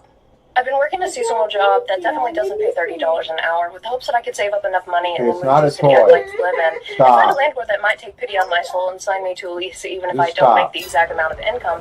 But I just don't even know if that will actually be possible. I have a friend that can give me a serving job in California, but that's not guaranteed income, and everything I've tried to research says that servers have to have That's a toy. several Play months with worth that. of income or bank deposits stacked up before they can consider being approved for an apartment. So I don't really know what to do because California is also a lot harder to overnight hard Just to. stop. So I don't even know if Stop, I can go okay? down there and live in my car and work to build up income in order to be approved for an apartment. I don't really have a Oh, do you? co-signer. I don't really know what I can do. So It's if anybody doing has good. advice, It's please let me know. not doing because I'd great, like but to it's get my doing little good. cats homes. I got People barley are this charging month. $1,000 a month. I'm trying to for get brick some rooms in more their house. grass fields for $1,000 my a month. animals. They're hungry. Stop, Malachi. Just stop. Bro, what the fuck we gonna do? The cost of living has gotten out of hand. And y'all buy a house, man. Everybody that I know that owns a house tells me don't buy no fucking house. They hate that shit. Between property taxes going the Of course, fuck you up, know why? insurance Because the going the fuck billionaires up, want to buy niggas up the having to houses fix and roofs charge and- outrageous rent Is that for what it. it is? Having to fix their roof and shit. Everybody I know that got a goddamn house tell me don't buy no goddamn house. They say at least you call a maintenance man. The billionaires want to But own then all the what the fuck houses we gonna do so about they the can rising turn a cost of two-house, Because what you mean you charge a two-room house into a four-room apartment and charge outrageous rent for it. somebody to live there. This shit is sad. Like my son gonna be an adult in the next couple of years. He's gonna graduate from high school and be an adult. And this is the world he has to live in? The fuck? If you want to rebuild the American dream for the next generation, vote against the crazy leadership in Washington, D.C. Vote for. And then you've got J.D. Vance, the vice president, the guy who wrote a whole book about how hardworking class people have it. And now he's out here telling people they should vote against his own administration. Like what? The actual vice president is saying, maybe don't vote for us? These people are so out of touch with reality, it would be funny if it wasn't destroying lives. That's what billions of dollars will do to you. You lose the plot. You forget what it's like to check your bank account before buying groceries. You start thinking people who don't own homes just aren't trying hard enough. From what you said, it sounds like you were born before the civil rights movement.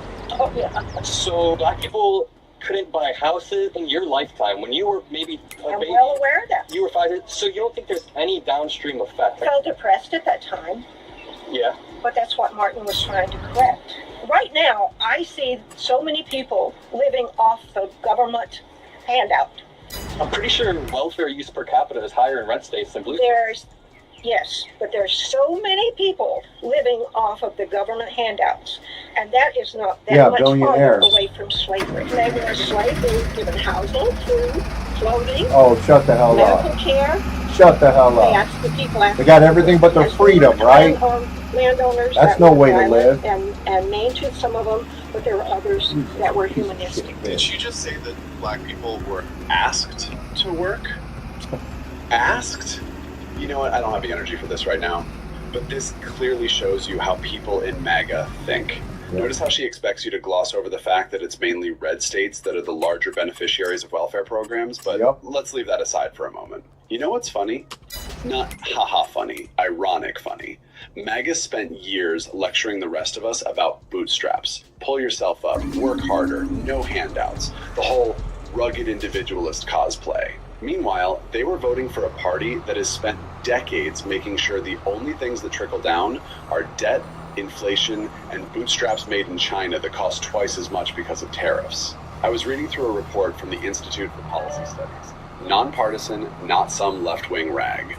And they broke down the Trump Republican agenda pretty clearly. It's focused on one thing and one thing only: cutting programs for the poor to give tax cuts to the wealthy and big corporations. We're talking trillions in tax breaks that overwhelmingly benefit the ultra-wealthy. For the bottom half of American families, their savings amount to less than $1 per day. Meanwhile, the richest fraction of a percent get windfalls of hundreds of thousands of dollars a year. You give money to the top, it stays at the top.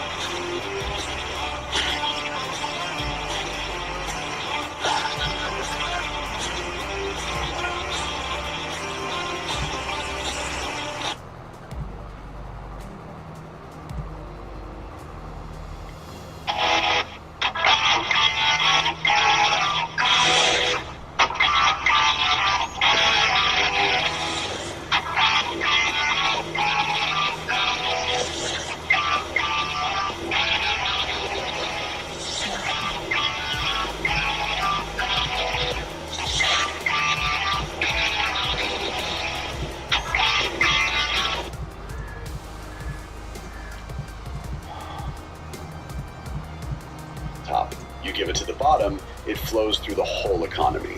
They know this, they just don't care. He doesn't care about our situation. He doesn't. He's just here for pride and ego.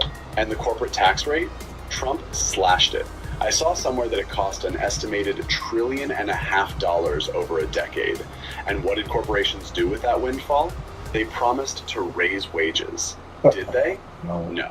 I read that they spent trillions on stock buybacks, buying their own shares to artificially inflate CEO pay. There was this whole breakdown showing that dozens of profitable corporations paid less in federal income taxes than they paid their own top 5 executives. But sure, tell me more about bootstraps.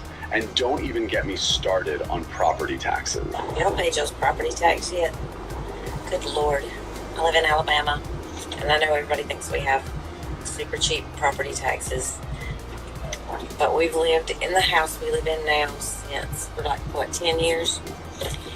And we got into the whole Dave Ramsey paying off your debt type thing, and we had envelopes that we saved, and we would have one set aside for taxes because we knew that was coming due every year. We would put $100 a month in that envelope to pay our taxes. They were $1,200. In 10 years, they are now $2,200. So that's a 100% increase in 10 years. Well, my husband was complaining about making a point, and I agree 100% with him. He's getting out of the car to go to the bank. But anyway, you get nothing extra for that tax money. You don't get better roads. We don't get garbage service. We don't, nothing else for that added money. Property taxes are a huge ripoff. This should be illegal because you never can completely own your own property. The government will always have a way to raise it above the level that you could afford to pay and take it from you. The housing market has been so crazy and everything is worth more than it was. So they ran out there with people to assess your property to say that it's worth a whole lot more than it used to be. But it still isn't worth it until you sell it, and we may never sell it. We'll probably retire there. So it doesn't make any sense. It just, I'm in a bad mood about property tax today, can y'all tell? Property taxes are such a scam, and specifically I'm talking about the assessors who value a property once it's retraded. Let me give you an example. In Long Beach, on my warehouse conversion project, I bought it for $1.25 million on market. That's what the fair market value was, and that's what the trade at. Guess what the LA County Assessor's Office assessed my property value at, which is the value that I have to pay my taxes on? $1.9 million. Why? I have no idea. It is very unfair. And guess what?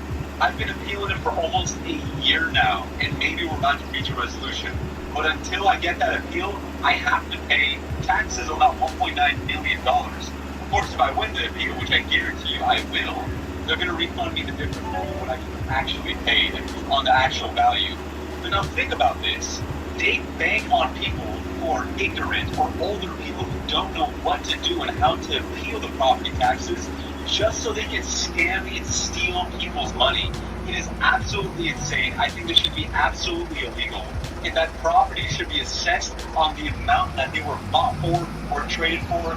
I think this is an absolute scam. What are your thoughts? Who else has experienced this? Let me know.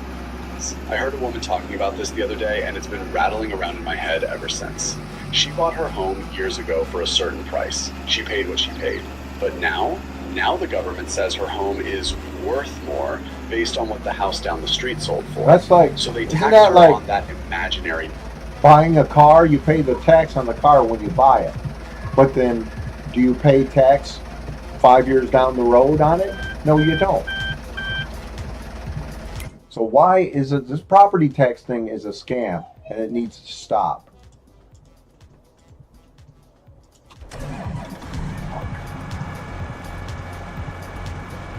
It's all about making billionaires richer, making the wealthy even more richer. And we get caught in the fucking middle and paying every damn thing. Not what she paid, not what she can afford, what some appraiser decided she should be taxed on. How is that fair? You buy something at a price, you should be taxed on that price. not on what someone else is willing to pay for a different house in a different year. Trump and the Republicans aren't interested in fixing any of this. They're against policies that would create a fair playing field for the housing market. Why? Because the current system benefits the people who write the checks for their campaigns.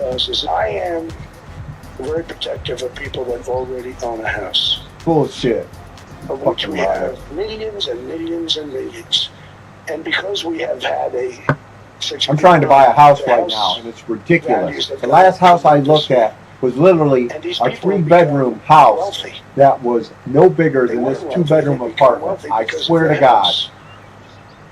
And it was 3 bedrooms. The three bedrooms looked like fucking closet. It was ridiculous. The master bedroom was an absolute fucking joke. Probably about 2 feet bigger than the rest of the bedroom. That's not a master bedroom. That's a closet. Walking around the streets. And it was $200 grand for this piece of shit house. The house is worth $500,000, $600,000, $700,000. Now, if I want to really crush the housing market, I could do that so fast that people could buy houses, but you would destroy a lot of people that already have houses. Developers, investors, landlords with dozens of properties. They want the market inflated. They want valuations high. They want property taxes confusing and unfair because it keeps regular people scared and distracted while the wealthy scoop up everything. And now, I've been reading about the proposed budget cuts. This same party is trying to cut Medicaid by nearly $1 trillion, cut food stamps by hundreds of billions, cut rental assistance that serves millions of low-income households, most of whom are children, elderly, or disabled. Meanwhile, they're falling over themselves to give billionaire sports team owners public money for stadiums while telling food banks they have to tighten their belts. So now the president, who was convicted of 34 felonies, will be robbing the American taxpayer for $1.7 billion. But don't worry, guys, he'll be using that money to hand out to his criminal supporters who attacked this country because they were so butthurt that they lost an election. Oh, and the settlement comes with an injunction that says that the IRS will be permanently barred from investigating any of Trump's old tax returns. And that's because Trump is the most corrupt politician to ever hold office in the history of this country. Remember when Republicans thought that Hunter Biden was super corrupt because he sat on some board of a company in Ukraine? Meanwhile, Trump's sons own a drone company that is selling drones to the Middle East after Trump starts a war over there. How convenient. Oh, and do you guys remember when Jared Kushner went over to Saudi Arabia and came back with $2 billion for his investment firm? And then the United Arab Emirates invested $500 million into Trump's crypto project, World Liberty Financial. And guess what Saudi Arabia and the UAE got in return? 35,000 of the most advanced AI NVIDIA chips that under the Biden administration they weren't allowed to get, but after they invested in the Trump family, now they are. See, Biden didn't want them to get those chips because of their close ties to China, and China's over here stealing all of our intellectual property. But Trump doesn't care about all that. He's literally selling off the future security of this country to secure generational wealth for his own family. And he's doing a bang-up job of that so far because reports indicate that his wealth has jumped from $3.9 billion all the way up to $7.3 billion during his first year back in office. And while all this is happening, Trump would like you to know that he does not care about your financial situations. In fact, these high gas prices, merely peanuts. And that is why Trump's approval ratings are so low, they're like numbers no one's ever seen before. This isn't new. I came across a piece from the Center for American Progress Action Fund a while back that looked at Republican states. They've been gutting safety nets and blocking minimum wage increases for years. Their governors sign laws that nullify paid sick leave. They cut higher education funding. They made tuitions skyrocket. Then they turn around and wonder why people can't afford homes. And the bootstraps thing, that's not even original. There's this old quote from Will Rogers, the cowboy philosopher from back in the Great Depression. He said Republicans thought money would trickle down if you gave it to the top. But he knew money trickles up. Give it to the people at the bottom, he said, and the people at the top will have it by night anyway. But at least it would have passed through a poor fellow's hands first. That was 100 years ago, and we're still having the same conversation. Do you think this country would be fine if we would fire 50% of the laziest government employees? Probably not. Why? half the government workforce, seems like a lot of things are closer for sale and not work anymore. Like what? I mean, I imagine that like wait times for when you have to call up your taxes would go up. Probably applying for like Medicare, there'd probably be a lot more waste, fraud, and abuse. And a lot of why do we even have Medicare? Why do we have Medicare so that old people have some base level medical assistance? Shouldn't the old people be able to just get health care on their own paradigm, on their own dollar? Why do they not have money for it? But then that's their fault. I mean, we live in a world that if you work hard, you'll get a very successful life. If you don't work very hard, you'll get a very crappy life, and you might die at the age of 64 due to prostate cancer because you can't afford chemotherapy. I feel like there's enough money to be made in this country by people that are incredibly successful that it takes very little from them to make sure that like everybody else is doing pretty good. I think that's probably important that the people that make the most money in this country are able to pay a little more to help other people who don't have access to the same types of talents. Why should we pay these people who can't afford that? We're talking about people that allow the other people to function. You want to talk about bootstraps? Fine. Let's talk about how the party of quote-unquote personal responsibility has spent decades making sure the system is rigged against anyone who actually needs to pull. They cut funding for housing, healthcare, and food assistance while handing billionaires trillion-dollar tax breaks. They tell you to work harder while they make sure the ladder gets pulled up right after they climb it. MAGA cheered for every single one of those policies, and now they're surprised that people are sleeping in storage units. This isn't a broken system. It's the system working exactly how they designed it. The only thing that's changed is that now the people who designed it are finally feeling the consequences. But I'm sure they'll figure out a way to blame Biden. My husband used to ejaculate prematurely until this. My hubby is ejaculating so fast, and he gets so anxious about it, it's starting to feel like a chore. That used to be me and my husband before I discovered this treatment for him. Sexar X Plus Thymus Control. I swear it saved our sex life. It has tadalafil and early Climax treatment, so it helps him stay hard and last longer. Do you have to go to the doctor's office? You get Timothy. No joke. It's 100% online. If you get the prescription, it's delivered right to your door with free shipping and completely discreet packaging. No insurance required. That can't be affordable though, right? Actually, it costs less than a lottery ticket per day. Well, I'm sending him the link right now, and he's getting started today. Yay! Okay, so my husband has this fun habit of ejaculating prematurely every time we have sex. I keep telling him it doesn't matter to me. Breaking just moments ago, MS Now has just confirmed Director of National Intelligence Tulsi Gabbard referred the whistleblower whose complaint led to the first impeachment of President Trump and the Inspector General, who deemed their complaint credible, for possible criminal prosecution by the Trump Justice Department. The move comes days after Gabbard released documents alleging a conspiracy behind Trump's first impeachment. Except, folks, the documents do no such thing, okay? Also today, the Justice Department that will review this criminal referral is the same one that just asked a federal appeals court to throw out the seditious conspiracy convictions of Proud Boys and Oath Keepers who were sentenced for leading far-right extremist groups and attacking the Capitol on January 6th. This keeps getting worse Trump and had already worse. commuted the sentences of these leaders, but this move You voted would for go this a step piece of further shit. and Fuck erase you. the convictions.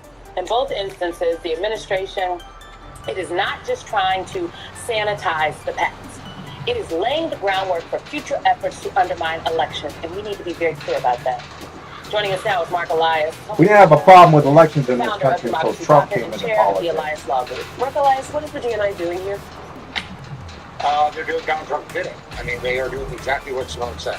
They are trying to weaponize the government against Donald Trump's political opponents, right? So that's the breaking news now, is that, you know, the Department of Justice that has gone after Donald Trump's enemies is now going to clearly go after more of their enemies. So the acting Attorney General has gone so far as to say that it's the president's duty to have the Department of Justice go after his enemies and that Americans should be happy. Those are his words, not mine. So that's part of it. The second part is what Simone said, which is that they are laying the predicate, they are laying the foundation to say that when they claim that Democrats are interfering with the election, or foreign governments are interfering with the elections, that we are to believe them, and we are to allow the executive branch to do whatever they deem necessary, including seizing ballots, including taking over voting equipment, and we all need to be aware of that. Ron, the first part, to put an exclamation point on what you just said, is largely what we see Tulsi Gabbard doing under Trump's instructions. Is trying to erase history, as well as elevating the chilling effect on those inside the government who are noble public servants, to the extent that there are any remaining after the purge by this administration. who would in the future serve as whistleblowers on the behavior of this administration. It's just struck me that the people who are doing all the criming are the ones going after the folks who aren't. And that, to me, is very telling. I want to go in a very different direction with you for the moment. You and me have a little sidebar, lawyer to lawyer, on this point. I find it intriguing that when you listen to the words of Donald Trump, Tulsi Gabbard, Russell Vought, all of them, every last one of the idiocracy, when they talk about January 6th, when they talk about voting being fraudulent or mail-in ballots being fraudulent, they say all this stuff has happened, and yet, at what point did the conspiracy come together to do all this? Do you know, people, how involved and detailed it would have to have been for organs of the government to prosecute and put into place all of these various things? I mean, this is the part of the lunacy here, that they want us to believe this grand conspiracy now justifies them going back and rewriting that history, right? Erasing the criminality of the individuals involved because of this conspiracy by the deep state. And yet, this happened under his government. It was his Justice Department, his FBI, his DNI, his NSA. All of these people were under his control. You mean none of them in all that time leading up to 2020 could see this conspiracy unfolding? Not a text, not an email, not a telephone call, not a lot of clandestine meetings at Starbucks? Come on. No, you're exactly right. I mean, the last point you made is to me the most important one, is that Donald Trump acts as if somehow he was the victim of the Biden administration. Let us just remember that, as you point out, Donald Trump was president when all of this was happening, right? And by the way, the thing that he was impeached over, there's a transcript of the call. Like, you don't have to listen. You don't have to listen to any witness. You don't have to listen to a whistleblower. All you have to do is read the transcript, and you can see what he was doing with Vladimir Zelensky on that phone call. So it is like, he needs to start by saying, set aside the transcript, and then believe that my entire administration was the deep state against me. But look, this is the reason why, to turn to the recent news out of Hungary, I think we need to take partial comfort, but not complete comfort. Like, yes, it shows that people, if they are determined, can show up and vote and turn out a dictator. However, Donald Trump's movement is quite different than Orban's was. Orban's was a nationalist movement, a terrible nationalist movement, but a nationalist movement. Donald Trump's is a Trump movement. It is about him. It's not about the country. It's not about America first. It's about Donald Trump first. And core to that is the belief that Donald Trump is always the victim. He is the victim of elections. He's the victim of foreign governments. He's the victim of the deep state in his own administration. He is always the victim. And that makes him a lot more dangerous in many respects, and is the reason why we all need to stay on guard. Applebee's all you can eat for just $15.99. That's $15.99 for all the double crunch shrimp, boneless wings, and riblets that you can eat. That's unlimited value for $15.99. Applebee's all you can eat for $15.99.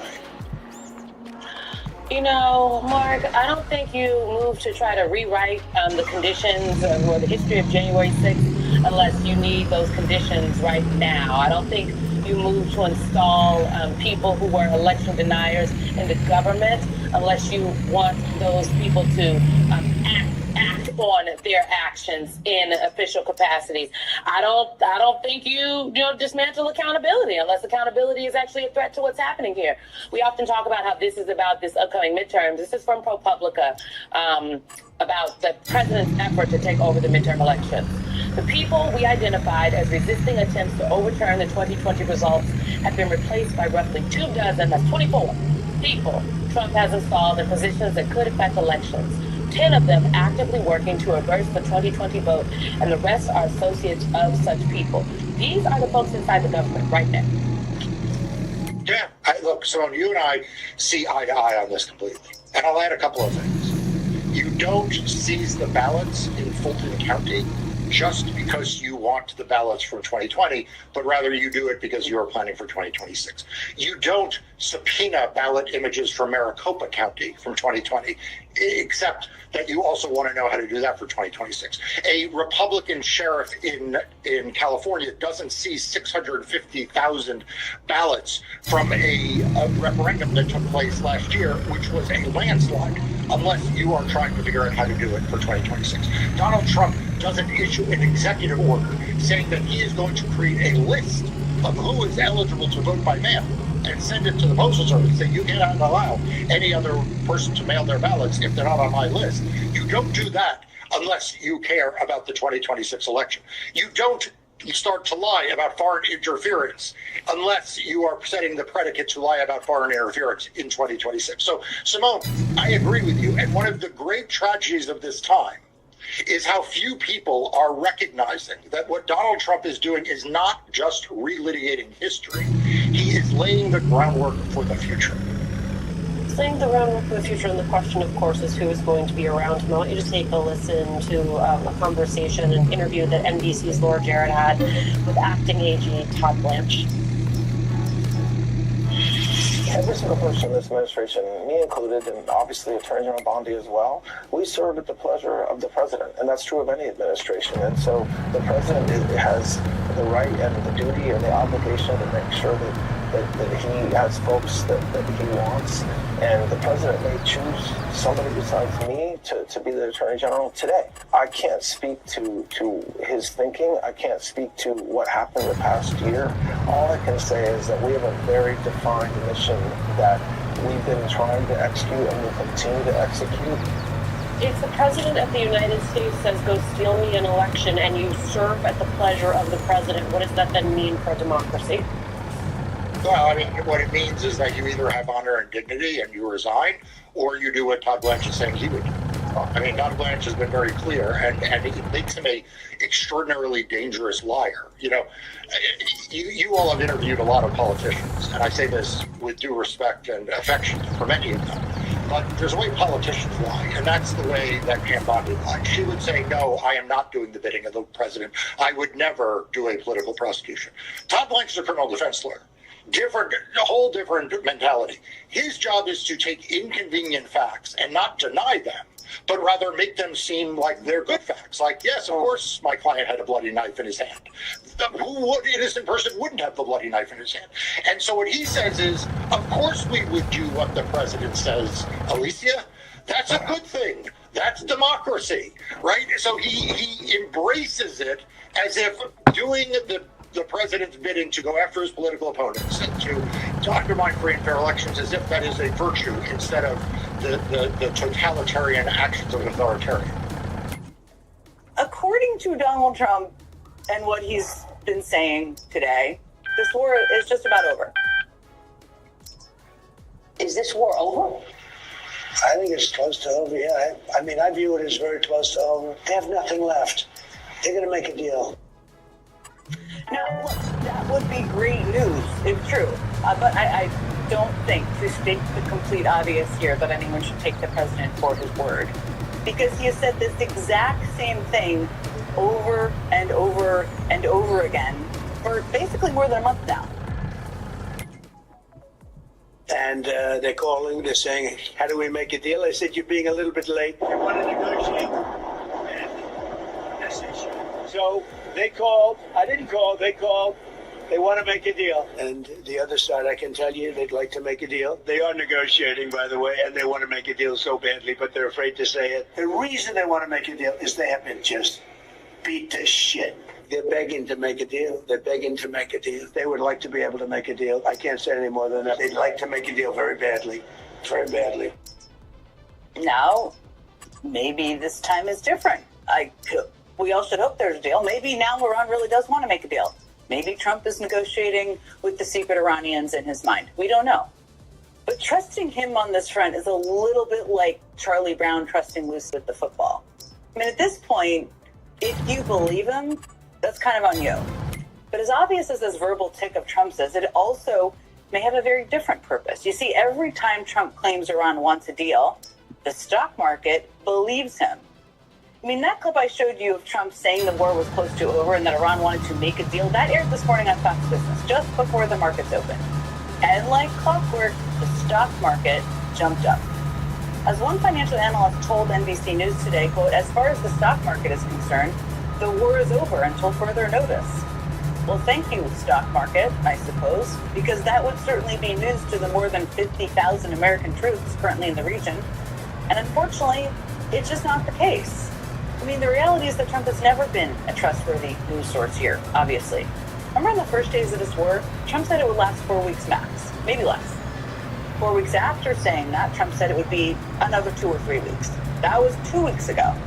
And right now the reality is that we are a week and a half through a 2-week ceasefire, and we just can't trust a word he says.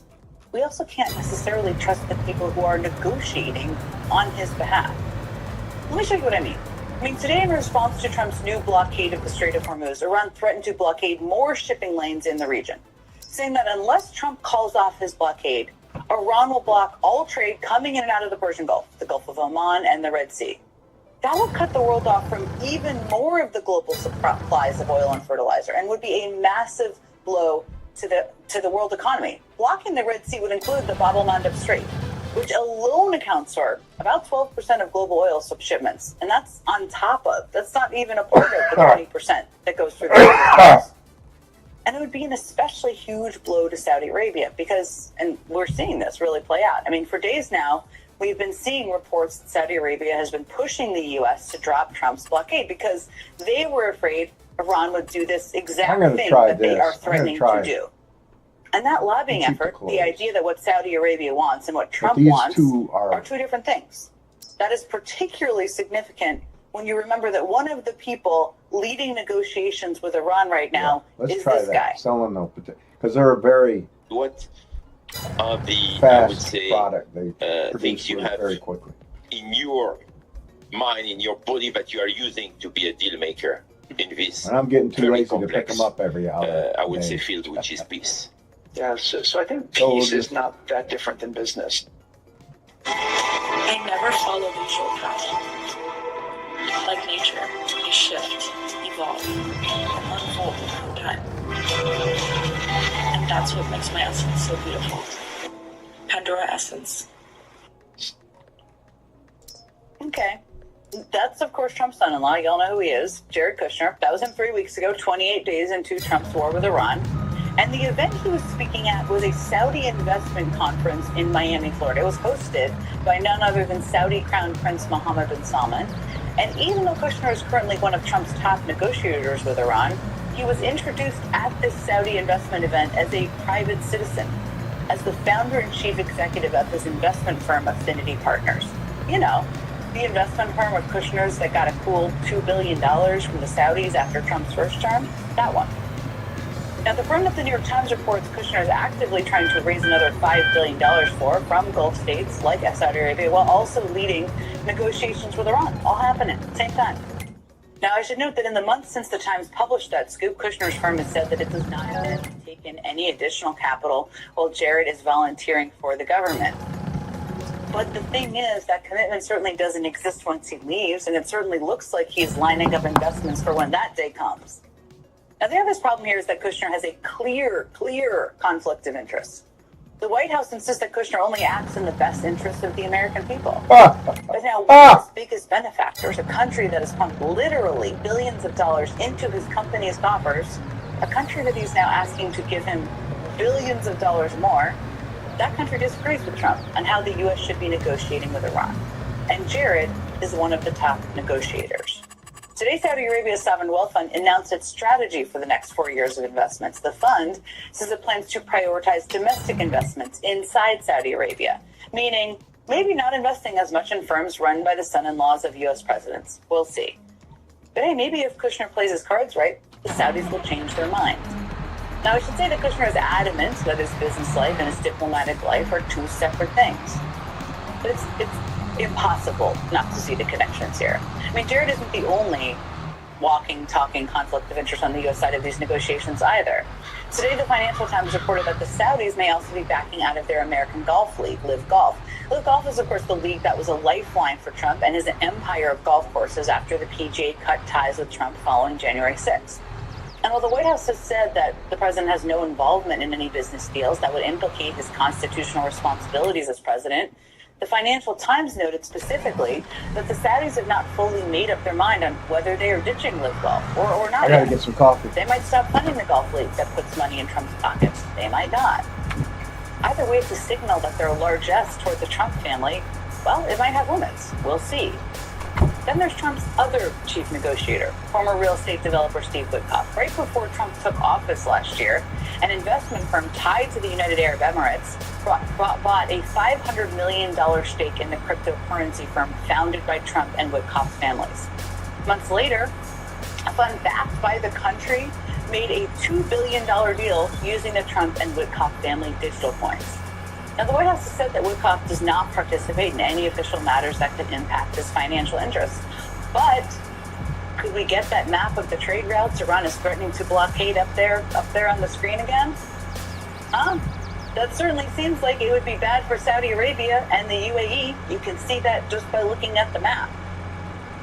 Good thing they have really good relationships with the key negotiators in charge. Now, Vance is there with them, but this is the U.S. delegation. No, this is the team. Get out of my chair. Alakai, be careful!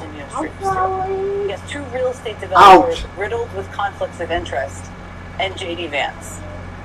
And it has all been a reminder to me of what diplomacy and the team who leads it is supposed to be. I mean, remember the people who led the negotiations with Iran during the Iran negotiations? I love him, but boy, he during can the really get on your JCPOA nerves. negotiations were people like veteran diplomat Bill Burns, a man who had negotiated with Vladimir Putin when he was ambassador to Russia and with Gaddafi when he was a high-level Middle East envoy. People like Wendy Sherman, who already had the experience of negotiations with North Korea over their nuclear weapons program under President Clinton, before running point on issues ranging from China to Syria to eventually Iran during the Obama administration. I don't want to hear your Hundreds excuses. of experts. I know, I don't want you back here. I told you that. How many times have I told you I don't want you back there? How many times? Every single time you're in this room, I've told you that. And yeah, you don't listen. Go out there and watch TV. Real estate development. Not right now. Massive conflicts of interest. Now, as we look ahead to next Tuesday's deadline to extend the ceasefire, as we think out and about watch the fate TV. of the more than 50,000 U.S. troops in the region, it's worth remembering that the negotiating team we have today is still primarily the team that got us into this mess in the first place, before a single missile had been fired in this war, before oil prices skyrocketed and U.S. troops lost their lives. Ron reportedly put a deal on the table with Jared Kushner and Steve Witkoff, and they didn't take it. Witkoff himself said that 36 hours before the U.S. and Israel started bombing Iran, Iran presented the U.S. with a 7-page proposal for a potential nuclear deal. And according to reporting from The Guardian, Britain's national security advisor attended those final talks and believed that the deal offered by Iran was significant enough to prevent a rush to war. And now another diplomat, one from the Persian Gulf, told MS Now that the This Iranians war told is, he's Witkoff doing it as a that they favor were willing to to give up their Netanyahu. highly enriched uranium. That's why we're in this war. For whatever reason, That's the only reason Kushner why. and Witkoff didn't take that deal. The White House denied that story, saying that Iran refused Don't to go out there negotiate and watch seriously and TV. that Trump was No, I essentially don't want to deal with you right now. to attack them to prevent an imminent nuclear threat. A threat that I should mention no credible expert believes Iran was anywhere close to achieving. So considering how plainly wrong the White House's justification is here, why did Kushner and Witkoff turn down by what by all accounts was a good deal? And the kind of deal that the White House seems to now desperately be trying to get. The kind of deal that Trump keeps saying Iran is so close to agreeing to. Former National Security Advisor Jake Sullivan thinks he knows what really happened here. So take a listen. Just a few days before we started bombing Iran, the Iranians put a proposal on the table in Geneva that went a long way towards resolving the nuclear issue.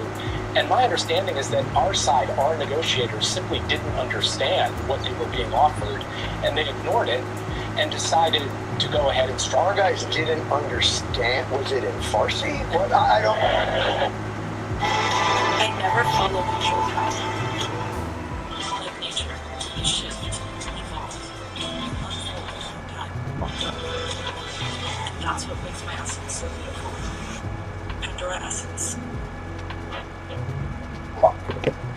Hi there, everyone. It's Fort Lauderdale, New York. So, what does a president sitting in the mid-30s in terms of public approval, writing a wave of rebukes from inside his own political coalition do to sort of turn things around for himself?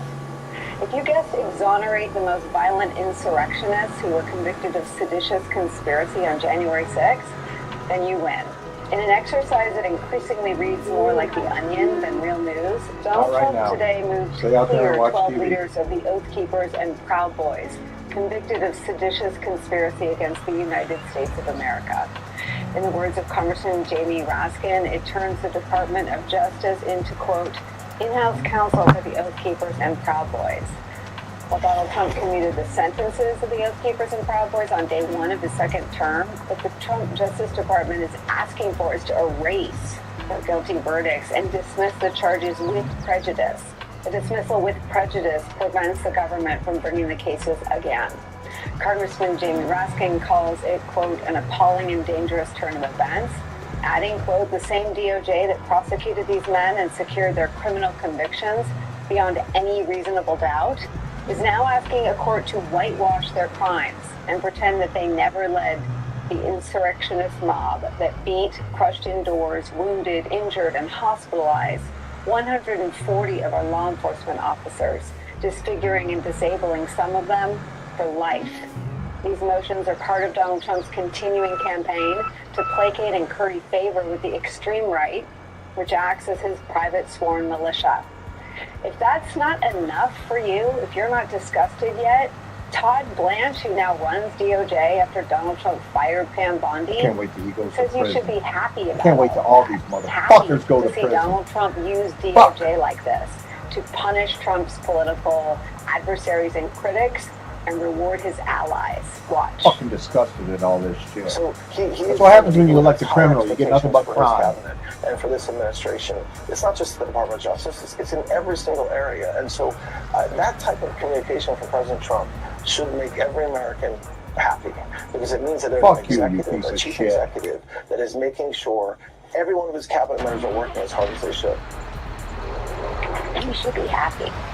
Just as alarming as Todd Blanche telling you should be happy about how Trump is using DOJ, you should know he's also using it to harass Fed Chair Jerome Powell. Watch some of that. But I think the Federal Reserve building is just as bad. And so whether it's incompetence, corruption, or both, I think you have to find out. I really do. I think you have to find out. So you're not going to drop the probe? No, I'm not playing. I have to find out. And he said he's not leaving if, Well, then I'll have to fire him, okay? If he's not leaving on time, I've held back firing him. I wanted to fire him, but I hate to be controversial, you know? I Shut want the to be fuck up. uncontroversial. You're such a goddamn liar. Yes, because it's so easy for you to hold yourself back. We see that every night on social media. Trump's push to investigate Jerome Powell, though, has stalled not only the confirmation of Powell's replacement, but it kills any chance of a resignation from Powell, who says he has, quote, no intention of stepping down until the investigation is over. The investigation was derailed by a federal judge last month who called it an effort, quote, to harass and pressure Powell to resign or give in to Trump's demand for him to lower interest rates. The first confirmed through reporting by the Wall Street Journal that says federal prosecutors still made a surprise visit to the Federal Reserve's headquarters yesterday, and two of the deputies working for Jeanine Pirro were advised that they could not access the site without pre-clearance. Wall Street Journal reporting that an outside lawyer for the Fed wrote this to Pirro's office, pointing to the previous ruling, saying, quote, should you wish to challenge that finding, the courts provide an avenue for you. It is not appropriate for you to try to circumvent it. I ask that you commit to not seek to communicate with my client outside of the presence of counsel. Donald Trump using the Department of Justice to achieve his most politically toxic aims is where we start today with some of our most favorite reporters and friends. Senior investigative reporter Carol Leonnig is with us here at the table. Also joining us, former Department of Justice pardon attorney Liz Oyer is here. She was fired by Trump's Justice Department leadership last March after refusing to reinstate actor Mel Gibson's gun rights. And with me for the hour, my dear friend, contributor Mike Barnacle. Carol Leonnig, this is your beat. Take me through what sort of bubble they're in that Todd Blanche thinks we should be happy. Who should be happy, other than the Proud Boys and the Oath Keepers? You know, I think there are two potential audiences for these actions, actually, Nicole. One of them is, I think we all know, in addition from our own reporting here at MS Now, that Todd Blanche is auditioning to be the not acting Attorney General, but to be the full-term, full-time Attorney General. And so his audience is Donald Trump. Donald Trump believes he's going to please and placate that extreme right that you talked about in the opening. But going for both of these steps, vacating the actions of people who were convicted of seditious conspiracy, and then moving, as Perot is moving, to try to continue to investigate Jerome Powell. Again, she's trying to audition for the job as well. She, we are told by sources, is also trying to please that audience of one, Donald Trump, because a federal judge has said, stop. You don't have the evidence. You don't have any evidence to open this kind of investigation. I do know from some reporting I did today in preparation for coming on and talking with you that sources say Perot does not believe that the chief judge will succeed on appeal, and therefore she's concluded in her legal assessment, which is a little early, a little premature to do so, but that she's concluded that a judge can't tell a prosecutor what to do in an investigation, and that's why she's proceeding the way she is. And so she dispatched the prosecutors yesterday to authorized it for sure. In defiance of a federal judge. Yeah. Because she thinks she'll prevail. She thinks she will ultimately prevail, and it's not his place to tell her what to do.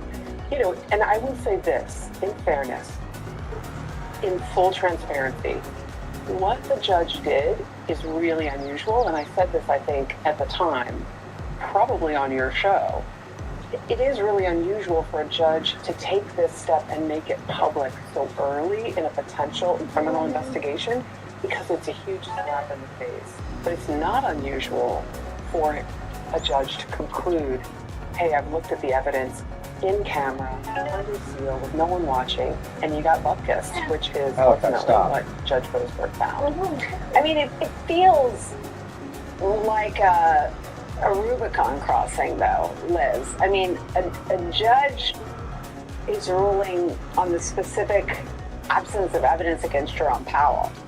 But wittingly or unwittingly, the judge is also weighing in, I think, on whether or not Trump can manufacture criminality against a political adversary. And so it feels like nothing less than sort of the future of this norm of our democracy, of not turning the courts into the banana republic that DOJ has become, hinges on how this turns out. I never follow neutral paths. Like nature, you shift, evolve, unfold. And that's what makes my essence so beautiful. Pandora essence.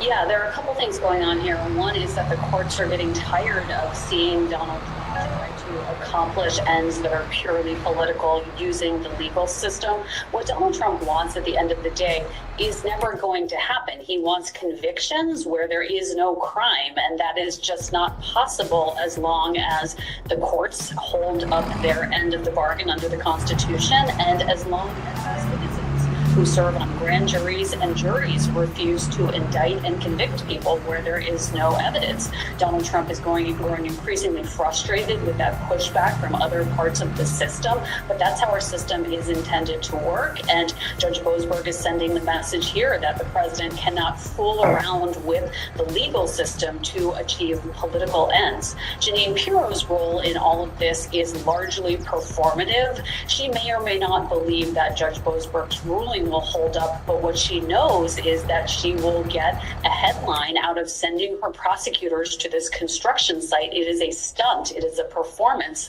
Federal prosecutors do not go to construction sites to walk around. Stop. There is nothing that could productively be accomplished by two federal prosecutors who falling around. have You're playing. responsibilities in the courtroom Go by outside going down and to a play. construction site and walking around. There's absolutely nothing other than a performance stunt. And this is what members of this DOJ do. Frankly, we saw Ed Martin, who's currently the pardon attorney occupying my old job, do this in the past. He and his assistant went to Letitia James's home in New York and walked around and staged a photo opportunity outside of her brownstone. It's all performance for the audience of one Donald Trump, and it really has nothing to do with making cases within the rules of the justice system.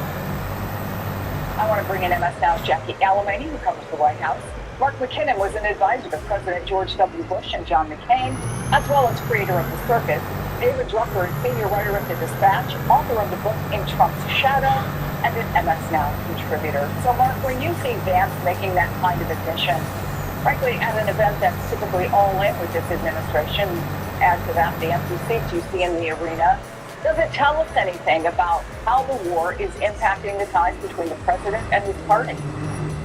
Yeah, it says something's up, Chris. You know, I went to a Charlie Kirk rally in 2024 when, you know, a lot of media weren't paying attention to him because I'd been seeing some of his TikToks, and I went to a rally in Athens, Georgia, and it was just a sea of red hats, and the square was so packed I couldn't even get through it. So just to go from that to see this vision yesterday of Vance at this rally, and it confirms, in my mind, one key thing, which is that for a lot of voters, but especially younger voters, the notion of no more conflicts, which is what, and foreign entanglements, foreign wars, which is what Trump and Vance especially ran on, I think that's a pretty clear signal from that turnout yesterday that trouble's ahead unless they get out of this fast.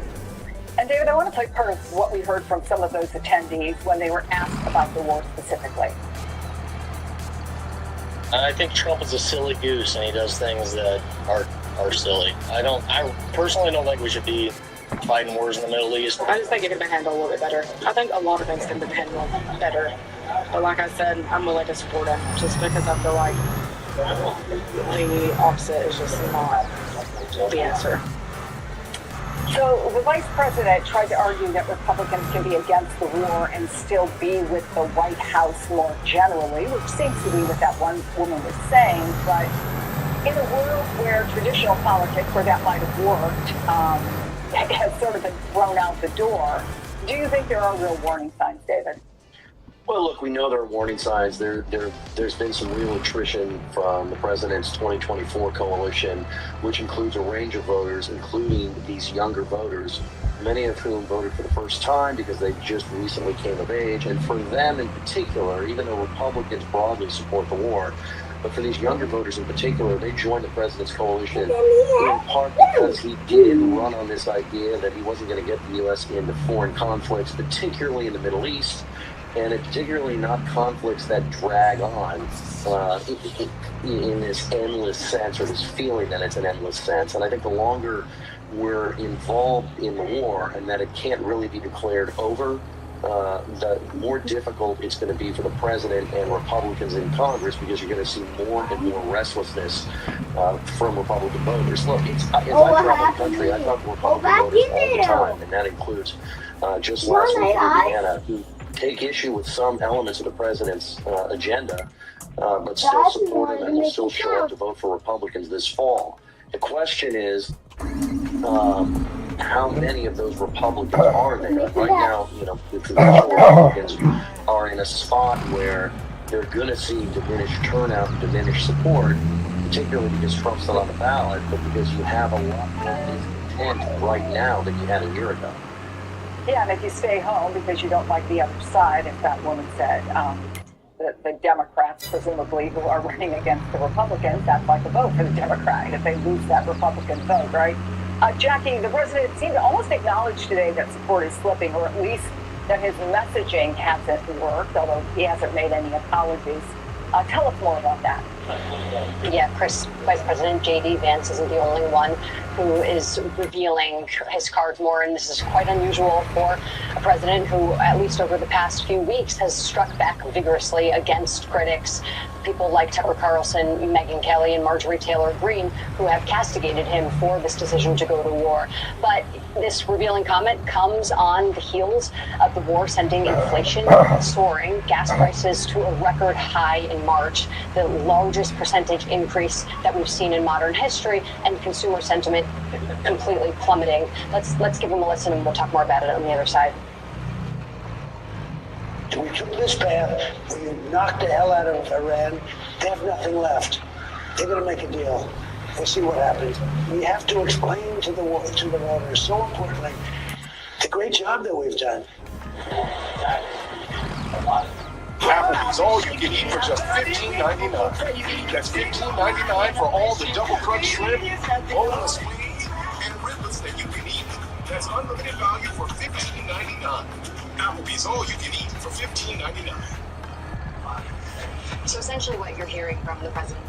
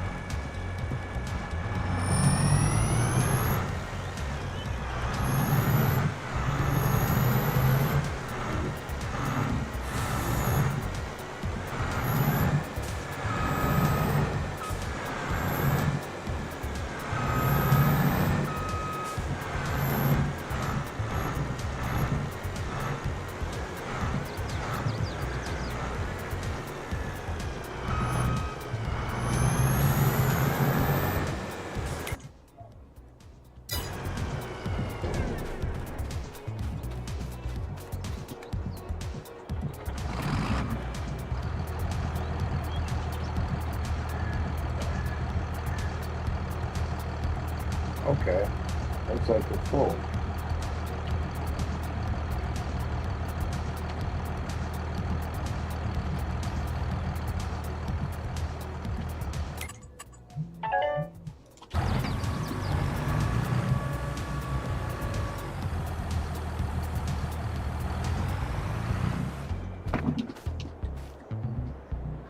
Okay, I went all the way to the edge. Good.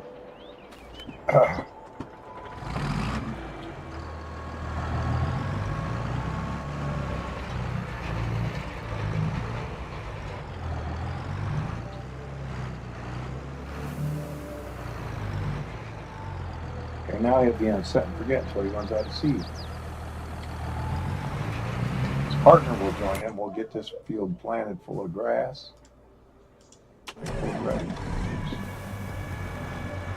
Not what I want.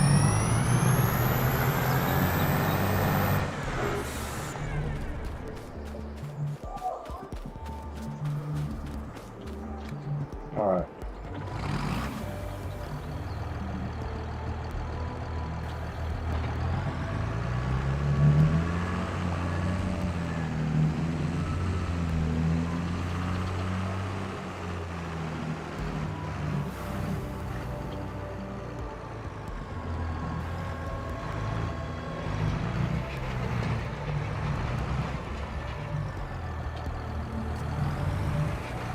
All right.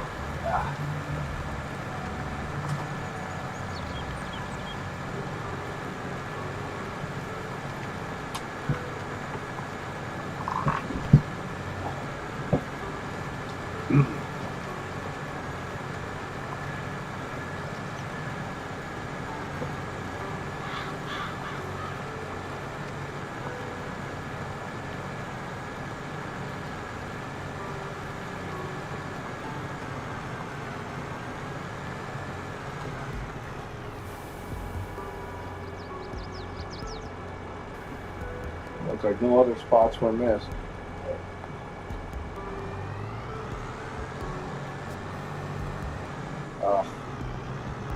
Look at that one little itty bitty spot right there. What the hell?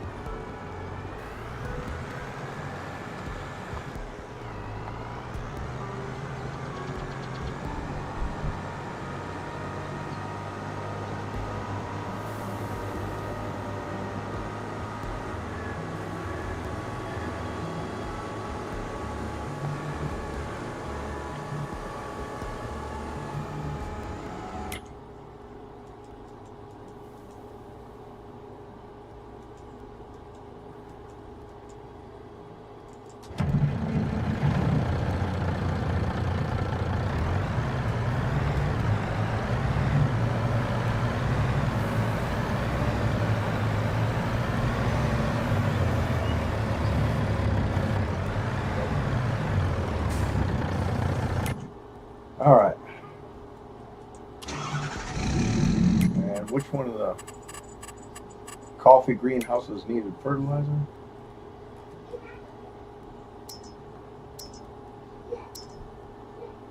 That one.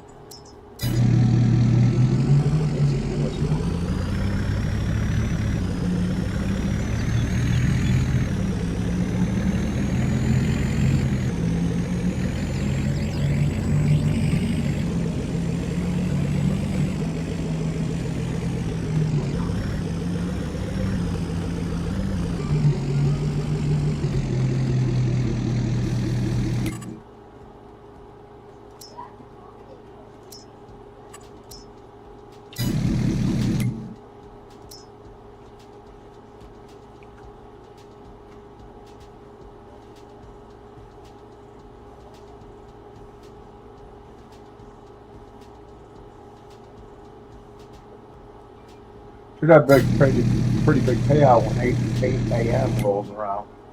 I got a bunch of new stuff on selling, including these coffee beans. So that means 3, 4, a little over 400,000 liters of coffee beans will be sold.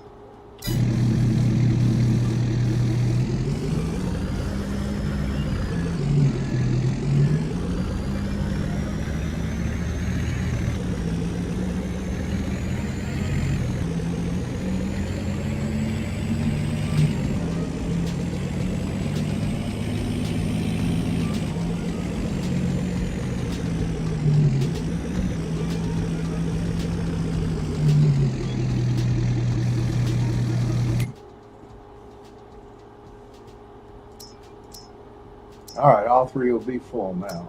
Okay, good.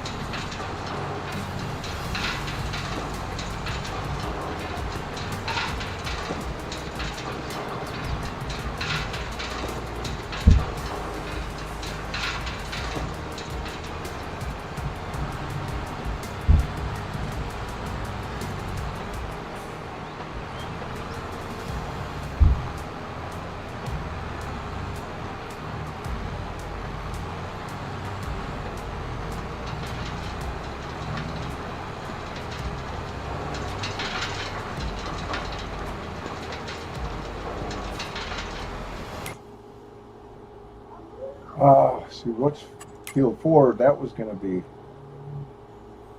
sugar beets. But I got to wait. Okay, I got to wait till next month and combine it with field 34. So I'm not going to be planting the grass seed until I get canola harvested. And this is I'll place my bed. Huh? Place my bed. What? I'll place my bed. The bed was already built. We didn't have any money. I just tried to move my bed and then it says, You need to settle down, okay? You need to settle down. doesn't say it. Okay. I moved my bed. No. I don't want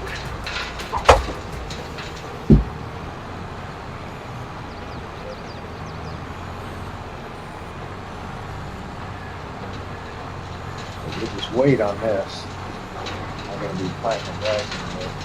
But the canola gets harvested next month.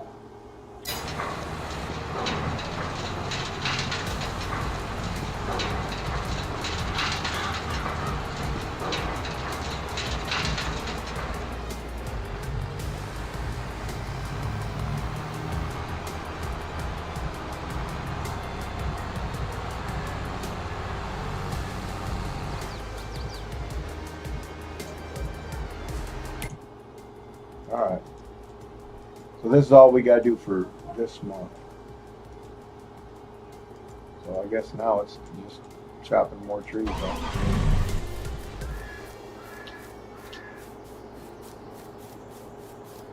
Well, I can come in this way with the logger. How much wood do we need?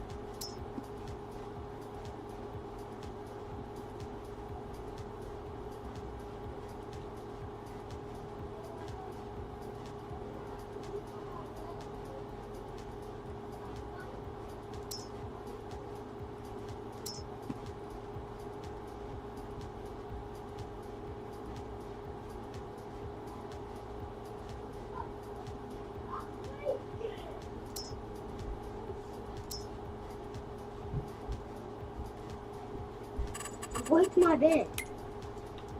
Why'd you break your bed? I'm not gonna break the bed. I'll move my bed, but yeah, listen. I tried to move my bed for 400. That was my first time hit. I want to move my bed. I don't even place my bed. I just want to hit something. I just want to hit something once.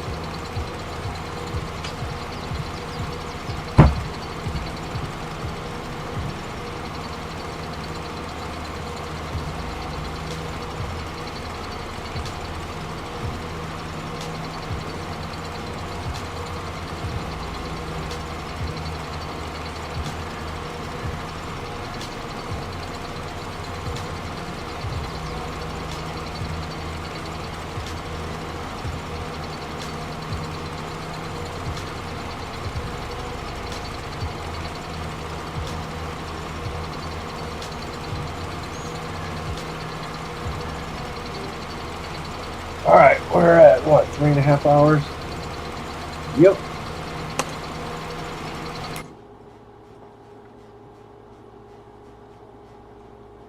So I'm probably gonna live stream on my other channel. It is 7:46, June 1st, second year of this map. This is Farming Simulator 22, Michigan Farms Map, Michigan Pizza and Donut Farm, part 55, I do believe. Yep, thanks for watching. We'll see y'all later, probably tomorrow.